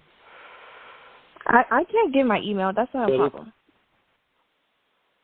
Okay, if you don't care to get it out on the phone call right now. It's gonna be on a recording anybody can access for 10 years at least. Okay, that's fine. But if you have any useful information you can give, I'm open to it. So it is going to be long. Just send me yours, and I'll pass it on to those. Okay. Okay, that's fine. I'll do that. Okay. Thank you very much. That'll be better. Okay, so our next caller is 612 area code. Go ahead. Hi, Chris and Tad. This is Peggy Stitzinger. Hey, Peggy. Hey, Peggy. Hi. Hey, still working on my cousin to help her out with getting a property. Still waiting for the trust funds to come in. So anytime now. I'm looking forward to it. I had a harebrained idea. Is wanting to run it by you. When property is closed, it's usually a promissory note and then a mortgage. Well, on the promissory note, of course, they have some type of bond, but I'm trying to figure out how to approach an insurance company to word it as such that, well, trust funds are coming, and is there a way to insure, put an insurance policy or insurance bond of some sort to guarantee that so the closing can happen for the seller, and then once the trust funds come in, give it to the insurance company? Yeah. Yeah, that's I don't know, sort of a, well, no, that'd take an awful big one. You could, I'm sure they would want some money to do that, to hold some kind of, that's probably doable. If you could, then you'd probably have to put a little something down to get the policy straight. But what we're doing, Peggy, is we're having people actually act as brokers. They're not brokerage. You pretty much act as trustees to hold money in an escrow type of account. Then if the people want to bail out on the contract, the money's still coming into an account. Not like one of y'all's the insurance or the realtor kind of escrow stuff, where they got to send it back when it does come in if the people don't want to sell the house, or they decide they're going to sell it to someone else. Or this is a different kind of setup for that. What you would do in a case like that is you would open a beneficiary account. You don't have to be a broker to do that. You can open up a beneficiary account, and on the 8888, you put the information in it for the money to go to that account. Once it got to that account, you could dole it out for the property you're buying. If they bail on the contract or for whatever reason, you're still going to have the funds in there. And it would be up to the trustee whether or not to send them back. That's where we're going with this. I'm working with a couple of different folks right now that are setting up their own type of process. I'm sure you could do the same if you sat down and thought about it. You're just over in around Asheville somewhere, aren't you? I'm over in Minnesota. You can't tell by how how I'm talking in No, my voice? I was thinking. It seemed like there was a Peggy sent me an email. She was just over in Asheville, and I kind of got that crossed up. I was thinking, dang, Okay, Peggy's right over here in Asheville. I Yeah, could meet no, her. this I is... could meet her at freaking. Yeah. Yeah, it would be great to Yeah, have coffee or I something, remember. but no. Yeah, it had to do with my cousin and that. I remember you saying you're up in Minnesota. Yeah. So I have a beneficiary account. I'm her trustee, and I have that all set up, just waiting for the funds. It's just a matter of, like, my question of try to do some creative thinking outside the box. Yeah.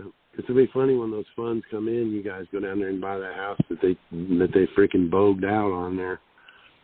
Oh, I know. That would be funny. Yeah. Or at least have the funds and say, we got the money right here. We got the money right here to buy this. But you know what? You guys are assholes. Have a good day. Yeah. Go find something else. Mm-hmm. But, yeah. There's more story about that, too, but I don't want to take your time, so. Yeah. That's been really crazy how that whole thing's gone down. It's almost like you could call their bluff every time they try and show their hand, you call their bluff. So I was calling their bluff. Shit. Yeah. Yeah. All right. Well, thanks so much. Have a good night. All right. Thank you. Thanks for joining us. Oops. Okay. Next question. 480. You just unmuted. Go ahead. Hi, Chris.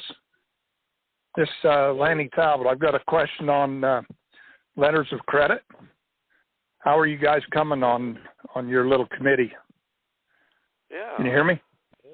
Go ahead. Yeah. How are we coming with the letter of credit, Chris? We're coming along real good. We're not quite ready to do the Zoom. But we're really coming along on one. As a matter of fact, we're even getting our feet wet a little bit right here. This is the way this is going to probably go down, y'all, is we're going to do this Zoom on the letter of credit. And, if you want to if you don't want to go through the hassle of trying to create one yourself, we're probably going to have a template, a dynamite template that you'll be able to use, but it's going to be on Tad's website. And that'll be up to him whether or not he wants to share it for free or for members only. That'll be up to him. That's the deal me and him's got going on, because Tad's done an awful lot to support what I'm doing and sharing a lot of this stuff with y'all for free. So, and we've talked about membership and things like that. And, but that, this is his baby.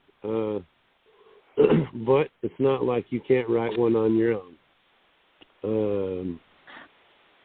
I think that the membership deal is a good way to go myself. It's might be a little steep for some of y'all, but there is a lot of information in there that you can use. A lot of information there. It goes way above and beyond what it is. What little bit of stuff I'm teaching y'all here. There's a boat burner information in there. Gordon Hall, they did a lot about conditional acceptance, not the way that Chris teaches, but if you have to think on your feet a little bit, they did a lot of stuff about, I conditionally accept your offer upon proof of claim that, blah, blah, blah, blah, blah, blah, whatever it is. So there's some other angles to conditional acceptances that you can learn from. And I've got entire categories of that. Yeah, I sent in a sample letter of credit to you a month or so ago, and then I sent you a copy in your new email. Just wanted you to kind of take a look at that and kind of give me thumbs up or thumbs down. And then do you sign on the back of those too, or or do you just sign on the front? Yeah. No. Okay. You sign on the back. That's how you monetize. That's right. how you monetize. Sign on the. Yeah. Yeah. Well, we got to go over that. Yeah. All right. Yeah. So, any more questions, Lanny? Nope. I'm the one with the $300 million bond, and I'm going to send out a letter of credit. And I just kind of want the thumbs up or thumbs down. Yeah, I hear you. I'll check it out. What was your name again? Lanny Talbot. Lanny Talbot. Yeah. If you check it out, just kind of give me a thumbs up or thumbs down. All right, Lanny. Thank you. Thank you very much. All right. Thank you. Bye. Okay. So our next question. Hello, Chris. H. Jay here from Legality. How are you? Hey, how you doing? Good, thank you. Before I ask my question... How you doing, Jay? Good. I was wondering if you want to do 7 this Sunday, or should we keep it 9? How'd it work for you, buddy? What worked for me is that every other week I can do 7, and every other week I can do 9, basically. Okay, what are we talking about? Okay, this is Jay from Legal Ibis. I'll call you, buddy. I'll call you and we'll get that figured out. If you want to rotate it around. Yeah. Now, my question is this, right? I was last time. I'm following up on the question from last time. Let's say you want to get out of a car loan issue, and you decide that maybe you would sell your car for silver dollars or something along those lines. Well, when I was looking at a case where the car loan agreement states that the person agrees that they would not sell their interest or something along those lines without the consent of the bank and so forth.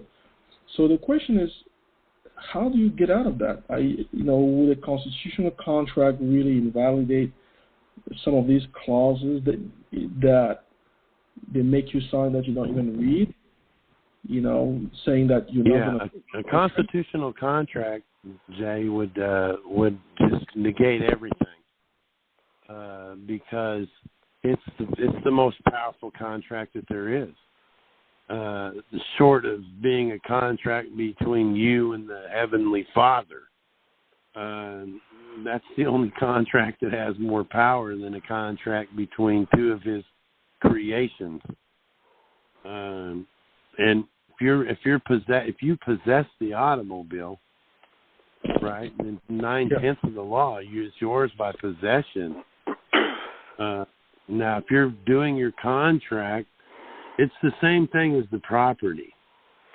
When I was in the very first video, where I'm in there with Everett, if you think about it, he sells it to me with a constitutional contract using gold dollars or gold coins, right? Well, what if the property that he had, and they tried to tell him, well, you can't sell that to him because it's registered to the state, because that's what it is. When you register a state, it belongs to the state. But as soon as we created the contract, that property was unregistered because we got a new contract, and it's a constitutional contract. That's how it changed everything. But say you have to enforce that. Let's say you get to court because of that, and then you're saying maybe because they want to repossess, and then you're saying, oh, I have a contract here, a bill of sale here, someone, I'm no longer the owner. But they're going to bring the initial purchase contract saying, well, you signed the purchase contract that you were not going to sell, any interest to any other party without our consent. The bank would bring their initial purchase contract. How would we overcome that? Because the judge may say, oh, sir, you already signed the contract. You didn't have the authority to, therefore, sell it to someone else. How do you overcome that? That's my point. The state could have told Everett, well, you can't sell that to him for $40 of gold. You can't sell that because we own it, because it's registered to us. They didn't say that. It was sold. And the same thing goes. When you signed a contract, if I go and enter into a contract between myself and a fictitious entity known as Ford Motor Credit or Chrysler Capital or whatever the case may be, that's a contract between a sentient being and a fictitious entity. If me and you have a contract, that's two sentient beings contracting. It's constitutional. It's going to negate any other contract that you have. Now, if they try and argue that, then if you think about it, when they put a lien on an automobile, they're not really liening the automobile. They're liening the title. The lien is actually on the title, man. You got a lien. You own the title. Give it to them. You got to build a sale. I see what you're saying, though. I mean, if you got an agreement, if you want to honor that agreement, then you better not sell it. You better honor the agreement, pay off the debt with the 1099-A, get that cleared. Then you can do what you want. I just feel like... Or at least offer them. Listen, Jay, if you offered them, if you were under a contract with them, right, and you couldn't sell the car, and you wanted to sell the car, all you really need to do is make them an offer to clear the debt with a 1099-A. If they refuse, then you don't owe them. The contract's dissolved anyway. Turn around and sell it. That's how you would argue it. Well, look, I tried to offer to pay them off. They wouldn't accept the payment. Right. If they don't accept the payment, I don't owe it. You know this, Judge. You know contract law. Right. Yeah. You could use a coupon for that matter. Pay it off with a coupon. Look, Your Honor, if they try and take you to court after you sold it, hey, man, I sold that. You know why I sold that? Because I made these dicks offer to settle the debt, and they refused it. Right. And by contract law, if you refuse to accept the payment, well, then I don't owe you anymore. I had the right to sell it to someone else. If I don't owe you any money, our contract is dissolved. That's where you would really be at. That's how I would do that, Jay. Right. Makes sense, because I figured that you would get different results depending on which court you go. If you go to state court, you don't respect the Constitution, so you might not expect the same result as if you go to federal court, you know what I mean, when arguing about constitutional contracts. So very interesting. Well, thank you. Thank you very much, and I look forward to... all right, man. Thank you. I'll get in touch with you soon, Jay. We'll figure out what the schedule needs to be. Okay, go ahead. 319 area code. Hey, it's Shannon. So I'm the gal that called in last time, and my court case got dismissed. I just wanted to let you know that they got dismissed. But one of the things that they did, the Missouri guy, he was talking about how they were playing around with his name. The court did that to me, and I had instructed them to send back my disqualification of the judge affidavit to the beneficiary and the way that I wrote my address out, and they only did the first in my middle name, and then they didn't even spell out the city. They just put the first three letters, and so they were just totally messing with me.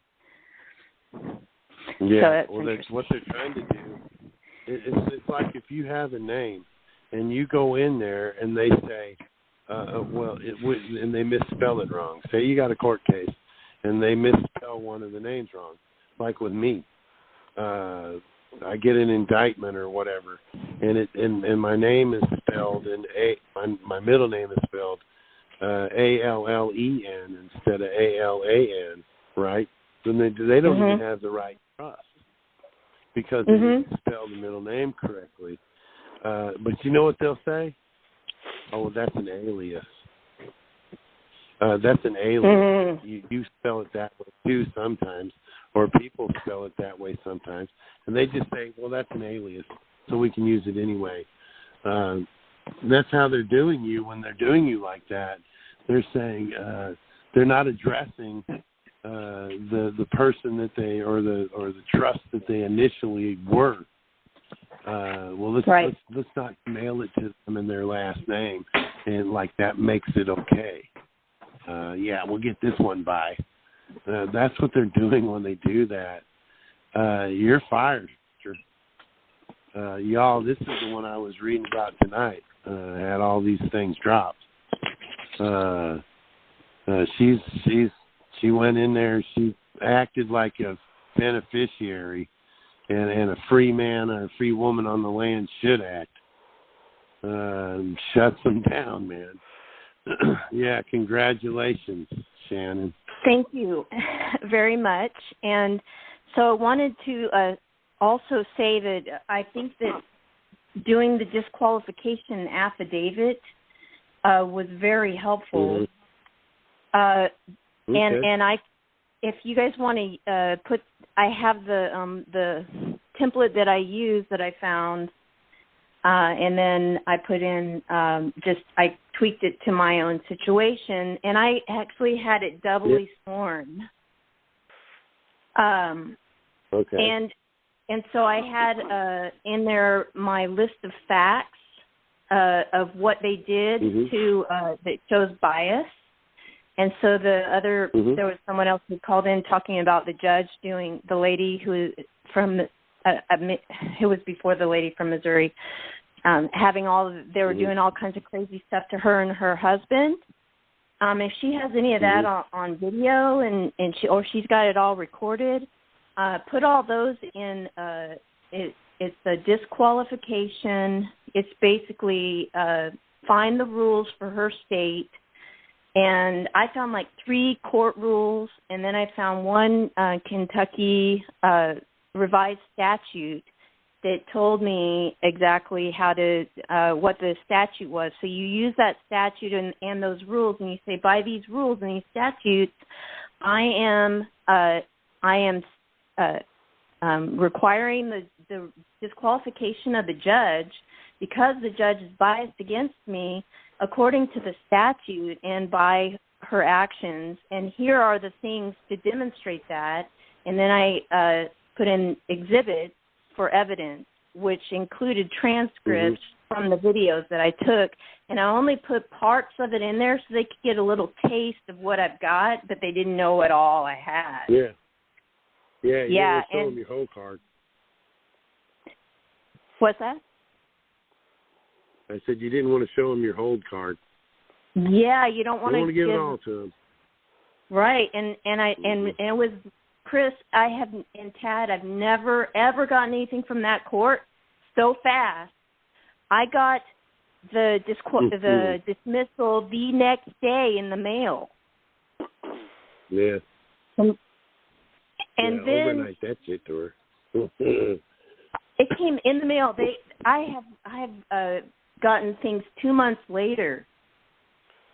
And then this judge is running for office because she was appointed.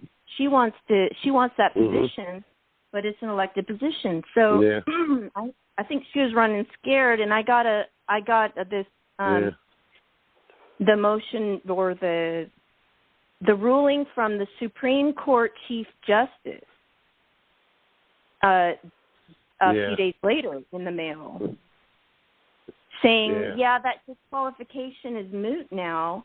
Well, I implicated him in that disqualification because she relied on his order, and she said that in a video. She said, I am basing basically all of her abuses against me are based upon that mask order that he had in place. So I'm sitting here going, I want to disqualify his order because he has a direct interest. How do you see how slick they did that? Well, let's just send the Supreme Court letter from the Supreme Court. They're just going to mute this so nobody gets to ever know about it. Yep.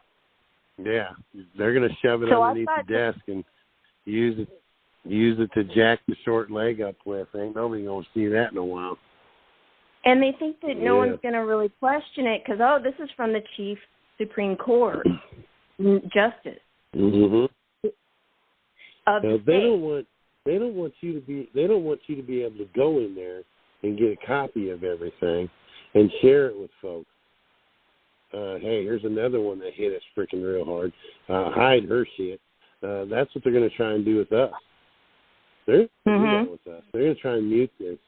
When the Supreme Court overturns this decision and it goes back to the lower court, I wouldn't be surprised one bit if the petty court that started all this bullshit actually overdrops the freaking the Class E felonies, the 21 of the filing fraudulent liens. I could see her doing that. Well, I'm just going to overturn all this stuff, and we're going to mute this shit, and ain't nobody ever going to know about it. I guarantee you that's what they're going to do. We're going to come off, and they're going to act like, we shit you out of 5 years of your life, but we don't care. We're just going to hide everything. That's the way they work. And folks, that is why I'm trying to tell you to get out here and get involved in these jury assemblies. Assemble. And I got the only way we're going to stop shit like that. Yeah, she got hold of me. We got in touch, and I know she's real busy, but I've already agreed I'm going to be signing up for that and everything, doing the paperwork. It's just I haven't heard from her. So I'm sitting here with this new court order from the Supreme Court Justice, and I have these two, like what to do now, whether to send it on up to the U.S. Supreme Court, because you're talking about this earlier, like you won't get any justice in the lower courts or the state court, only in the federal court. So, but I've also already opened this case in the federal court under a remedy that's for civil rights, and that other. You need to roll with it.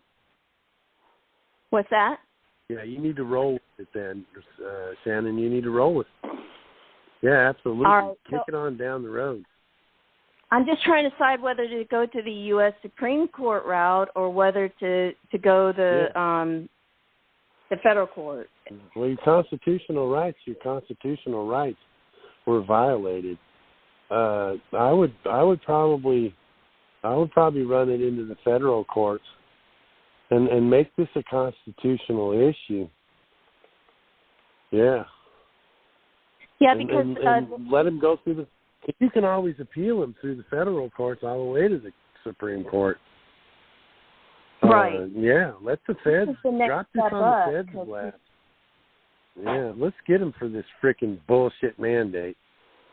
Thank you. I mean, that wasn't even a law you violated, and they freaking want to destroy your constitutional rights, man.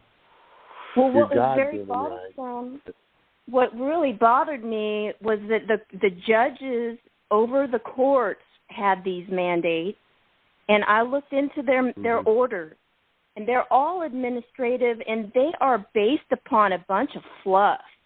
I mean, nobody's looking into their orders, and I did, and I looked into that guy's too, and he's out of line. They're out of line, but when it goes up to the Supreme Court, they had the same orders over their courts too. They were out of line. The U.S. Supreme Court did that to us and shut down everything. So it should. So I think that it should go next to the legislative branch because they oversee the judges, according to the Constitution. Because the Supreme Court justices are also going to be disqualified.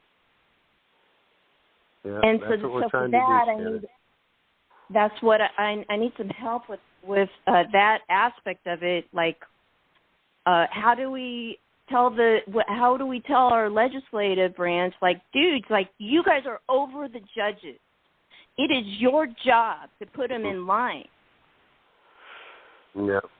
Well, the best way to do that is get them all together, and it's coming down the road. All right, so we got some more people waiting. Yeah. I sent you some stuff on Facebook. Okay, all right, Shannon. We got some other people waiting. Yeah. All right, we'll talk to you later. Thank you. Yeah, have a good night, good sister. Okay, 714 area code. Go ahead. Can you hear me okay? Yes. Okay. Yes, ma'am. Yeah, this is Dana, California. Hello, Chad, and hello, Chris. Dana. Hey. Hey, quick rundown. I have a utility bill, Southern California, Edison. Has not been paid for about 11 months. They won't shut off. It's wonderful right now. The electric bill is in the name of the trust. The property is in an irrevocable contract trust. My roommate has been paying the bill, so I can't really do a 1099-A because the money didn't come out of my pocket. But I would like to do a voucher, which then would create, properly endorse it and all, which would create that credit, and then 1099-A that voucher amount. The question I have is, does the original endorsed voucher go to SCE, or does it go to Treasury? Does it go to where? What was the last one? Does it go to Treasury, the endorsed voucher, or does it go to Southern California Edison? Are you trying to pay with just a voucher? A voucher and a 1099-A. Okay. And the 1099-A. Well, if it's your bill, you can't do that. You'd have to write some kind of remittance kind of thing up for it. I don't think you can send it with the 1099-A with a voucher to pay a bill. You said it's in the lights in the trust name? Yes. Okay, so you're paying it in your name. I'm not a trustee. Well, yeah. Well, what I'm saying is, if the light bill is in like an EIN trust, that's the one that owes. And what you're saying is, can I use my trust money to pay a light bill that's owed by a different trust? Correct. Right? Is that what you're saying? Yes. You would have to get a trustee in the trust to accept that, and then they would be the ones that would have to file it. Because what you're doing, your trust fund was set up. Your trust fund was set up to take care of your needs, not your EIN. Your EIN's needs. You know what I'm saying? Yeah. If the light bill was in your trust name, you could send it. You could do the 1099-A and send it to the power company, and everything would be fine. Right. But you're talking about your light bill is in an irrevocable trust or something like that. It's not even in your name. Correct. You'd be sending money from your trust to pay for, to pay the light bill that's owed by a different trust. Yes. You may be able to word something around to that effect that it's actually in the beneficiary's best interest because you're the one that uses the power to do something like that. You might be able to word it around that it could do that. Okay. But you could just, if it's a if you got an EIN, you could just take the 1099A and whoever's in charge of that trust send the 1099A to pay for it. And then you're not even involved. I don't know who the trustee is in the EIN, but they could probably send the 1099A and let the funds from the trust pay it. I don't know. That's kind of a different scenario than I've heard so far. So I don't know really how that would work. Okay. It's kind of a twist. Do you know for people that do revocation of elections and they end up getting a letter back from the IRS with that voucher on it with what I call the exemption number, the social between two asterisks? Okay. We have seen those coming back on people's incorporations as well with that number between asterisks. Yeah. Oh. And I mean, incorporated with Secretary of State. I saw one, and I went, "What the heck?" And it was a company that was being closed. The company was, taxes paid up and being closed. And they sent a letter saying, "Thank you, everything's closed and everything's good." And attached was the voucher with its EIN number with no dashes between asterisks.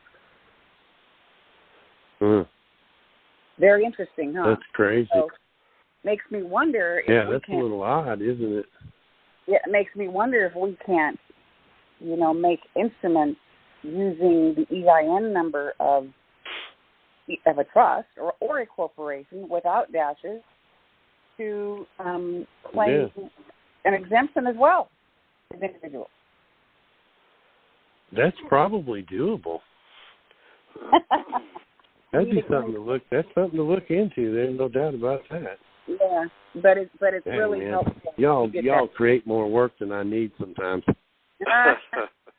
It's really helpful to get that voucher, but they have to close their company to get it.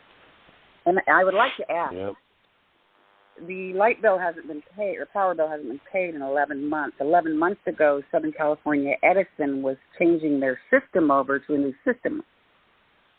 And I called with a debit card to pay the bill, and they said, "Oh, our system is down. We can't take it today. Call back tomorrow." Call back the next day. It was still down. And they said, "Call this 800 number. They will take your card." Called them, and they said, "My system's down. I can't take it." I said, "Okay, this call is being recorded. Are you an agent for Southern California Edison?" "Yes, ma'am, I am."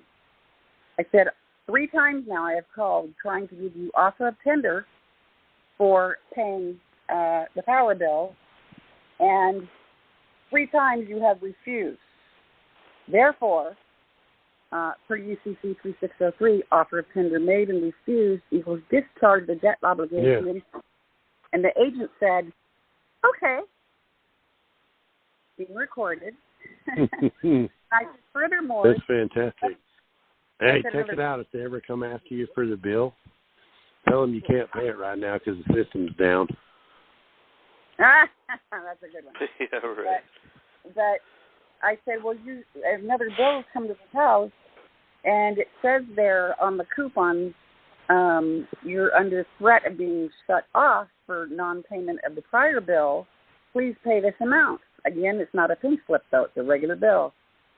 And I brought it up to the agent, and they go, "Oh, don't worry about that. We're into the COVID thing right now. They are not going to shut your power off." I said, "Really?" But yet you see a statement with a threat on it? I said, "That's fraud." And the agent on the recording says, "I agree with you." So I tried to pay again the next month, debit card over the phone. They won't take it. And again, called an offer tender made and refused. UCC 3603. Just keep doing that. Yeah, they said, "Okay, ma'am, not a problem." Keep doing that. So, yeah, I just wanted to share that. Yeah, just keep doing that.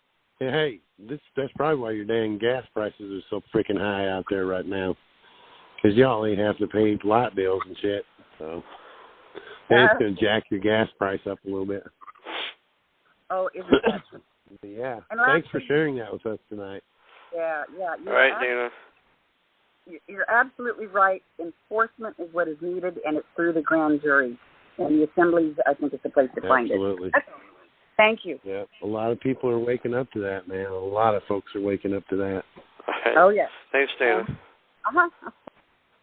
Okay, so 773, you're next. That would be Billy from Chicago. How are you guys? We hear you loud and clear. Good. That's the way people from Chicago are, man. We're laughing. Sorry about that. All right, I have a question, Chris. I want to say about a month ago you were talking about abandoned property, and I'm not 100% sure. It might have been in reference to, like, if a spouse died, have the other spouse, claim the abandoned property, i.e. the Cestui Que Trust funds. Is that possible? Okay, it is. So, okay, no, is it possible? It isn't. Oh, no, it isn't possible. No, what happens when someone passes away, there's no beneficiary left in the trust anymore. So who gets the funds? The trustee does. There was one guy, finally, he sent me an email. He said, man, Chris, he said, I agree with you 100% everything you've ever said. But the one thing I disagree with is what you said tonight. This is what I said last night. He said that you can't, it had to do with being the beneficiary and the grantor and the trustee, the grantor and the, dang. You can't do that. You can't be that. And I said, well, I'm glad that you feel that way, man. That's the way you feel about whatever. But when you created when you and the Social Security Administration got together and created the trust, you became a grantor of the trust. So you can be a grantor and a relator of the trust. But when you're dead, there's no more beneficiary. But in a regular account, if I was Rich Uncle Joe and me and Aunt Betty was still alive, we would be the grantors and the settlers, but we would also be the beneficiaries. We would actually be the beneficiaries. Now, we would name our nieces and nephews, because maybe we didn't have any children of our own, as beneficiaries. Okay? If he was talking about, well, a beneficiary can't name a trustee. That's where he disagreed with me at. A beneficiary can't do that. They can't name whoever they want to as a trustee. I said, well, they most certainly can, because that's what the beneficiary does. If I'm Rich Uncle Joe, I'm going to designate some trustees. I said, what would happen if Rich Uncle Joe and Aunt Betty were dead, and then they were the grantors and the settlers, right? But they were also the beneficiaries. I can put everything. I'm alive right now and can put everything I have, money, home, cars, all that stuff, into a trust for my children. And I can designate who the who the trustee is. Now, if I die, the trustee dies. The beneficiaries, my children, the beneficiaries, are left without a trustee in the trust. Who's going to decide who that trustee is?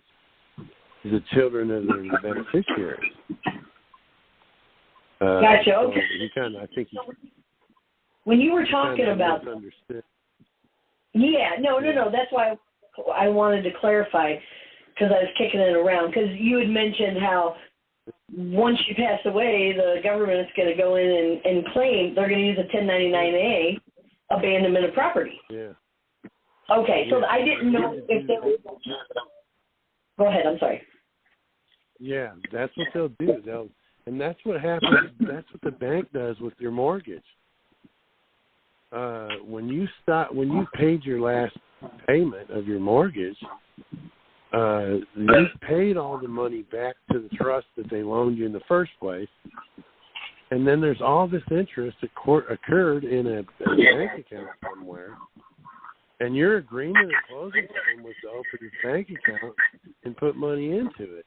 Now all of a sudden you've putting money into it, and they make it look like you've abandoned the funds. So they're going to file a 1099-A, not as an acquisition, but as an abandonment of secured property. So that's what I think what I was meaning by that. Yeah, no, and that's what, the only reason why I was asking is because my father had passed away. Now, I know you talk about when people get married, did they marry those two Cestui Que accounts as well? Or do they just commingle them? No, they actually marry them, but they're each money's put into them separately. You know, and you'll put your money in that you made, your husband will put it, but then you got to file jointly, and or you can file married but separate with the taxes and stuff. What they've done is they've linked those two trusts together, and they're the only ones that can break that link, and that's why you can do a lot of things with your spouse together. You know, they'll say, oh, well, you want to, like my wife's credit, before I got into all this stuff, my wife's credit was really bad. And then after bankruptcy, I helped her build it all back up again by giving her money crazy and her paying it all on time. Now her credit got real good. Well, I didn't have a whole lot of credit because I didn't need it. So her credit's been built up, and we've spent a lot of money keeping it juiced up and her credit score high. And my credit sucks. So if we were to go get a loan, I can get a loan. I can get any kind of loan I want, but she's got to come with me. I'm the one with the funds, and she's the one with the good credit. Right. So they work that together, and they put both of our account numbers on the loan. Sure. We can't. Neither one of us could go out here and get credit, other than maybe a credit card, on our own, because I'm the one with all the funds coming in, and she doesn't have any income. But she's the one with the good credit, so they like to use ours together because we're married. So right. So with that being said, because that's what I was trying to brainstorm. So you got two people, they get married, they combine the trust together. If one passes away, because each one is the beneficiary and the Treasury is basically the trustee, the other spouse that's still living cannot claim the abandoned property of the deceased, even obviously they abandon it because it's abandoned. It's right. abandoned. What they do is, once it's abandoned like that, they lock it down. Now you'll get, even though you're not a beneficiary in your husband's trust. Right. The beneficiary is still gone. And the trustee or the trustees will lock that down. But what they will do is they'll give you a widow's pension, right? Like my grandma, when my granddad died, he didn't get 2 Social Security checks, and then my granny had to pay half of 1 month back. But then she kind of made up for how they stuck him, because she went for 20 years, 20, 30 years drawing a widower's pension or widow's pension off of his trust, and then she, was getting her money too. But now when she died, my mom and my aunt, they weren't beneficiaries in the trust anymore, either one of their trusts. So the Treasury gets it. Treasury Okay. is the abandoned property. So And that, it's why they don't care to kill us off. It's why they don't care to kill us off with COVID. Sure. They can't do that. Why? Because they're if I kill off the beneficiary, I can steal this money straight up right now. Exactly. Right, and that makes sense. Okay, so that answers that question. I do have a really quick one regarding I sent a CA to a dealership. I've already done the claim lien, sent everything to the Treasury. I'm waiting for my 45-day period or 60-day, however many. Now, since I liened 3 individuals and the corporation, where do they get the funds from the corporation since it's not a living? I mean, trust too. Okay, that's what I thought. Now, when they take the money from the corporation's trust, will they notify them or no? I know they don't have to. Okay. They'll know. Oh yeah, the trust. The CEO may not be notified right away because he doesn't know that there's millions of dollars in his trust. But now, when you hit the trust business entity as the principal, they're going to know. Okay, and that's damn. Where did our $4 million go? Okay, that's what I was wondering because I just. Yeah, it could actually bankrupt them. If your lien was, here's where they're really going to know. When they try to buy more cars on credit from the corporation they're selling them from. Yep. They're going to go, oh, we can't do that. We can't do that. You're only worth $8 million, and there's a $12 million lien on you. Right. Okay. Because I am going to. They took your $8 million. They took your $8 million, and they're waiting on you to make $4 million more. Okay. No, we can't give you credit. You owe $4 million. Sure. Yeah, you could shut them down. All right. Awesome. Thank you. That's all I had. Thanks so much. Okay. I think this is going to be our final call for the evening. 719 area code. Go ahead. Can you guys hear me? Yep. Awesome. Yes, hey, Chris, man. Thank you for everything that you're doing for everyone. I am wondering if a Freedom of Information Act for missing persons, can someone do a 1099-A for that?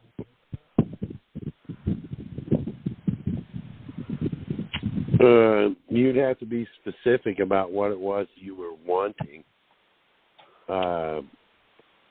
That's a great question because, you know, if we could do a FOIA request on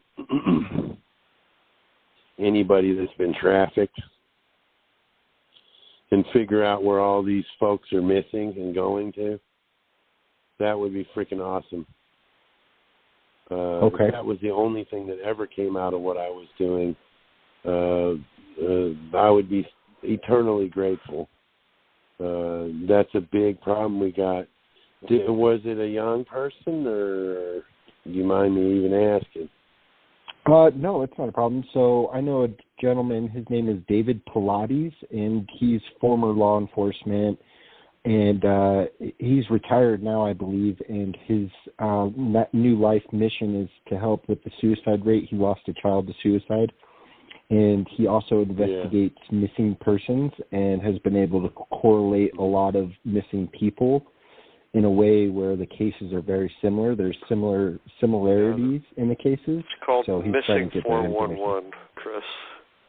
Yeah. Okay. He's a really, really smart guy.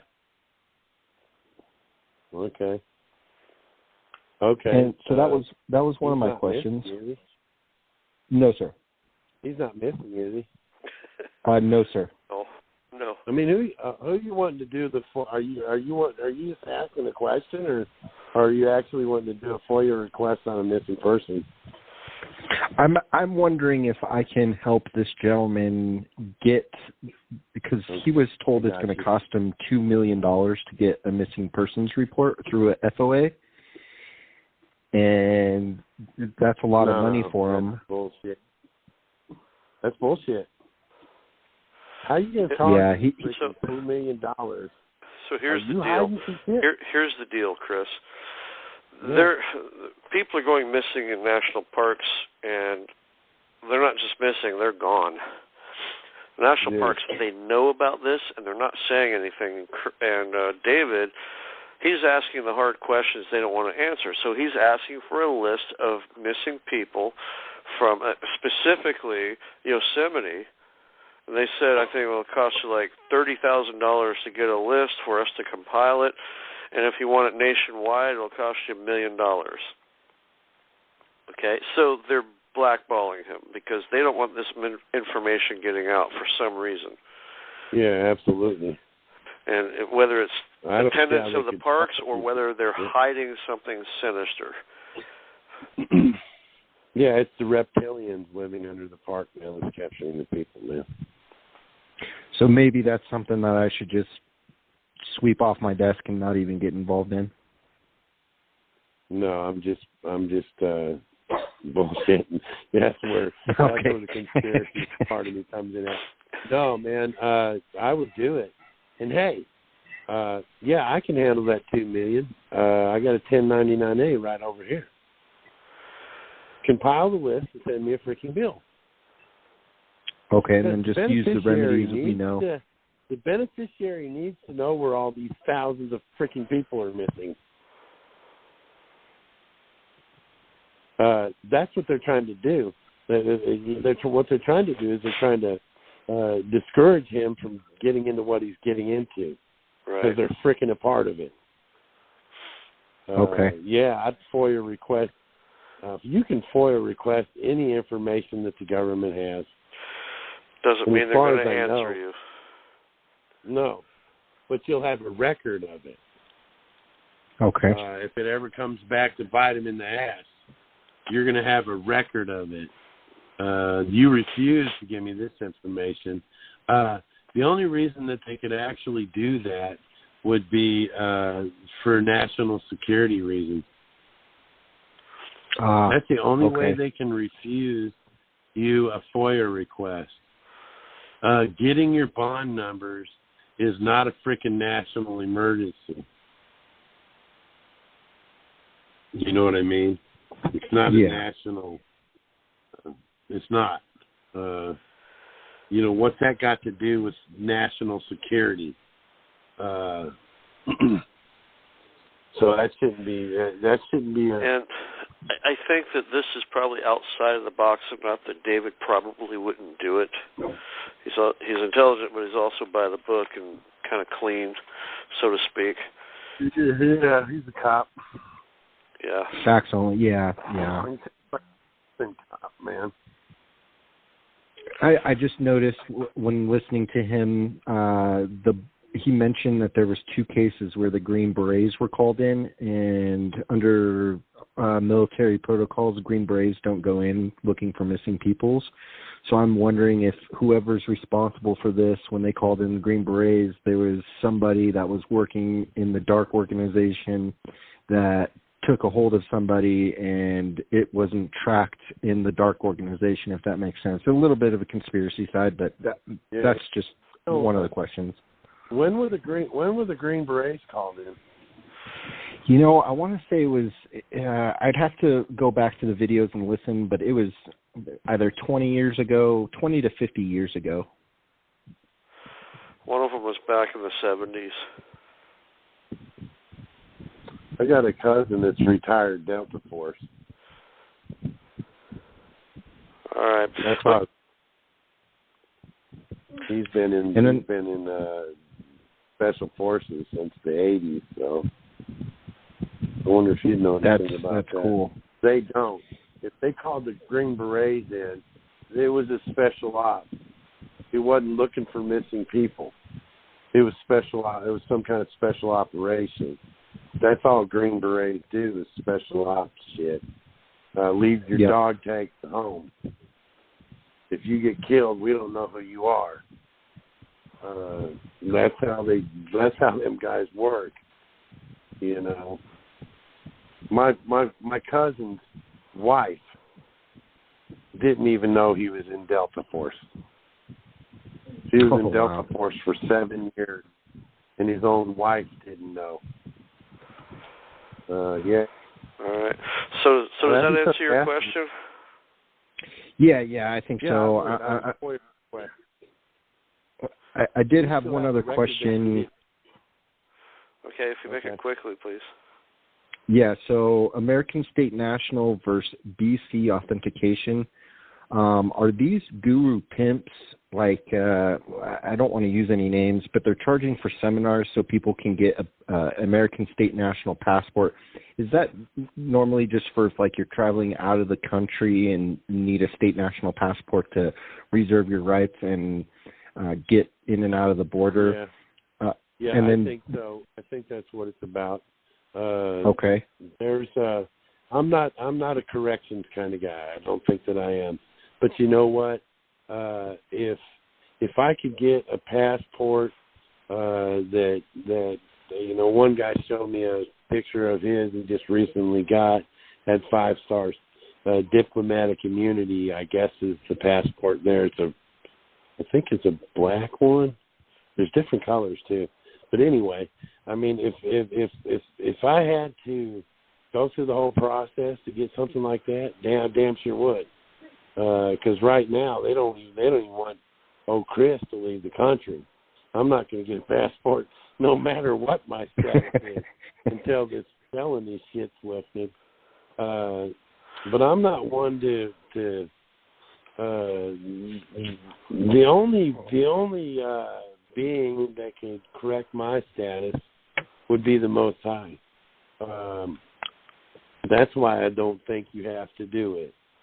I think really all you need to do is declare who you are. I'm the beneficiary. Because everything is commerce. Everything's commerce. Even crimes are commerce. So the thing is saying you got to be able to separate yourself. Stop saying, "Are you Mr. Christopher Hauser?" No, I most certainly am not. You got to start recognizing who you really are, and that's how this is working. People are starting to be recognized, like our guy from Missouri there, man, with the freaking letter from the governor. Yeah, we recognize you as the beneficiary. I'd play that like crazy in my state. Let me get a letter from the governor addressing me that way. I get my forms from the IRS. Beneficiary. Yeah, you start getting these agencies to recognize you as the beneficiary, then they're stuck. They're admitting that they're trustees. You got them. But I would do the FOIA request. I would do it regardless of what the result was. Sure. I would do it to have the paper trail. Okay. And then it's not a question. I don't have another question. I was just curious if I can use your email to get more information about the grand jury assembly to do one in Colorado. Why don't you contact me through the website, youhavetheright.com, and I'll forward it on to Alicia. Legalbits.com or? Yeah. No, youhavetheright.com. Okay. Yeah, the legal IBA site, y'all, is for people that are super green. Okay, it's a website that's set up. You could probably put your 7th grader on it, and your 7th grader can figure this out. Beautiful. The guy that built it spent a lot of time doing it, and it's totally free. You get on there and you get your head wrapped around this stuff real good. And then there's some other sites out there, like Tad's right here, that are good to get on. Excuse me. Okay, that's good to know. Yeah, where that would be more like high school. Tad's site would be like college.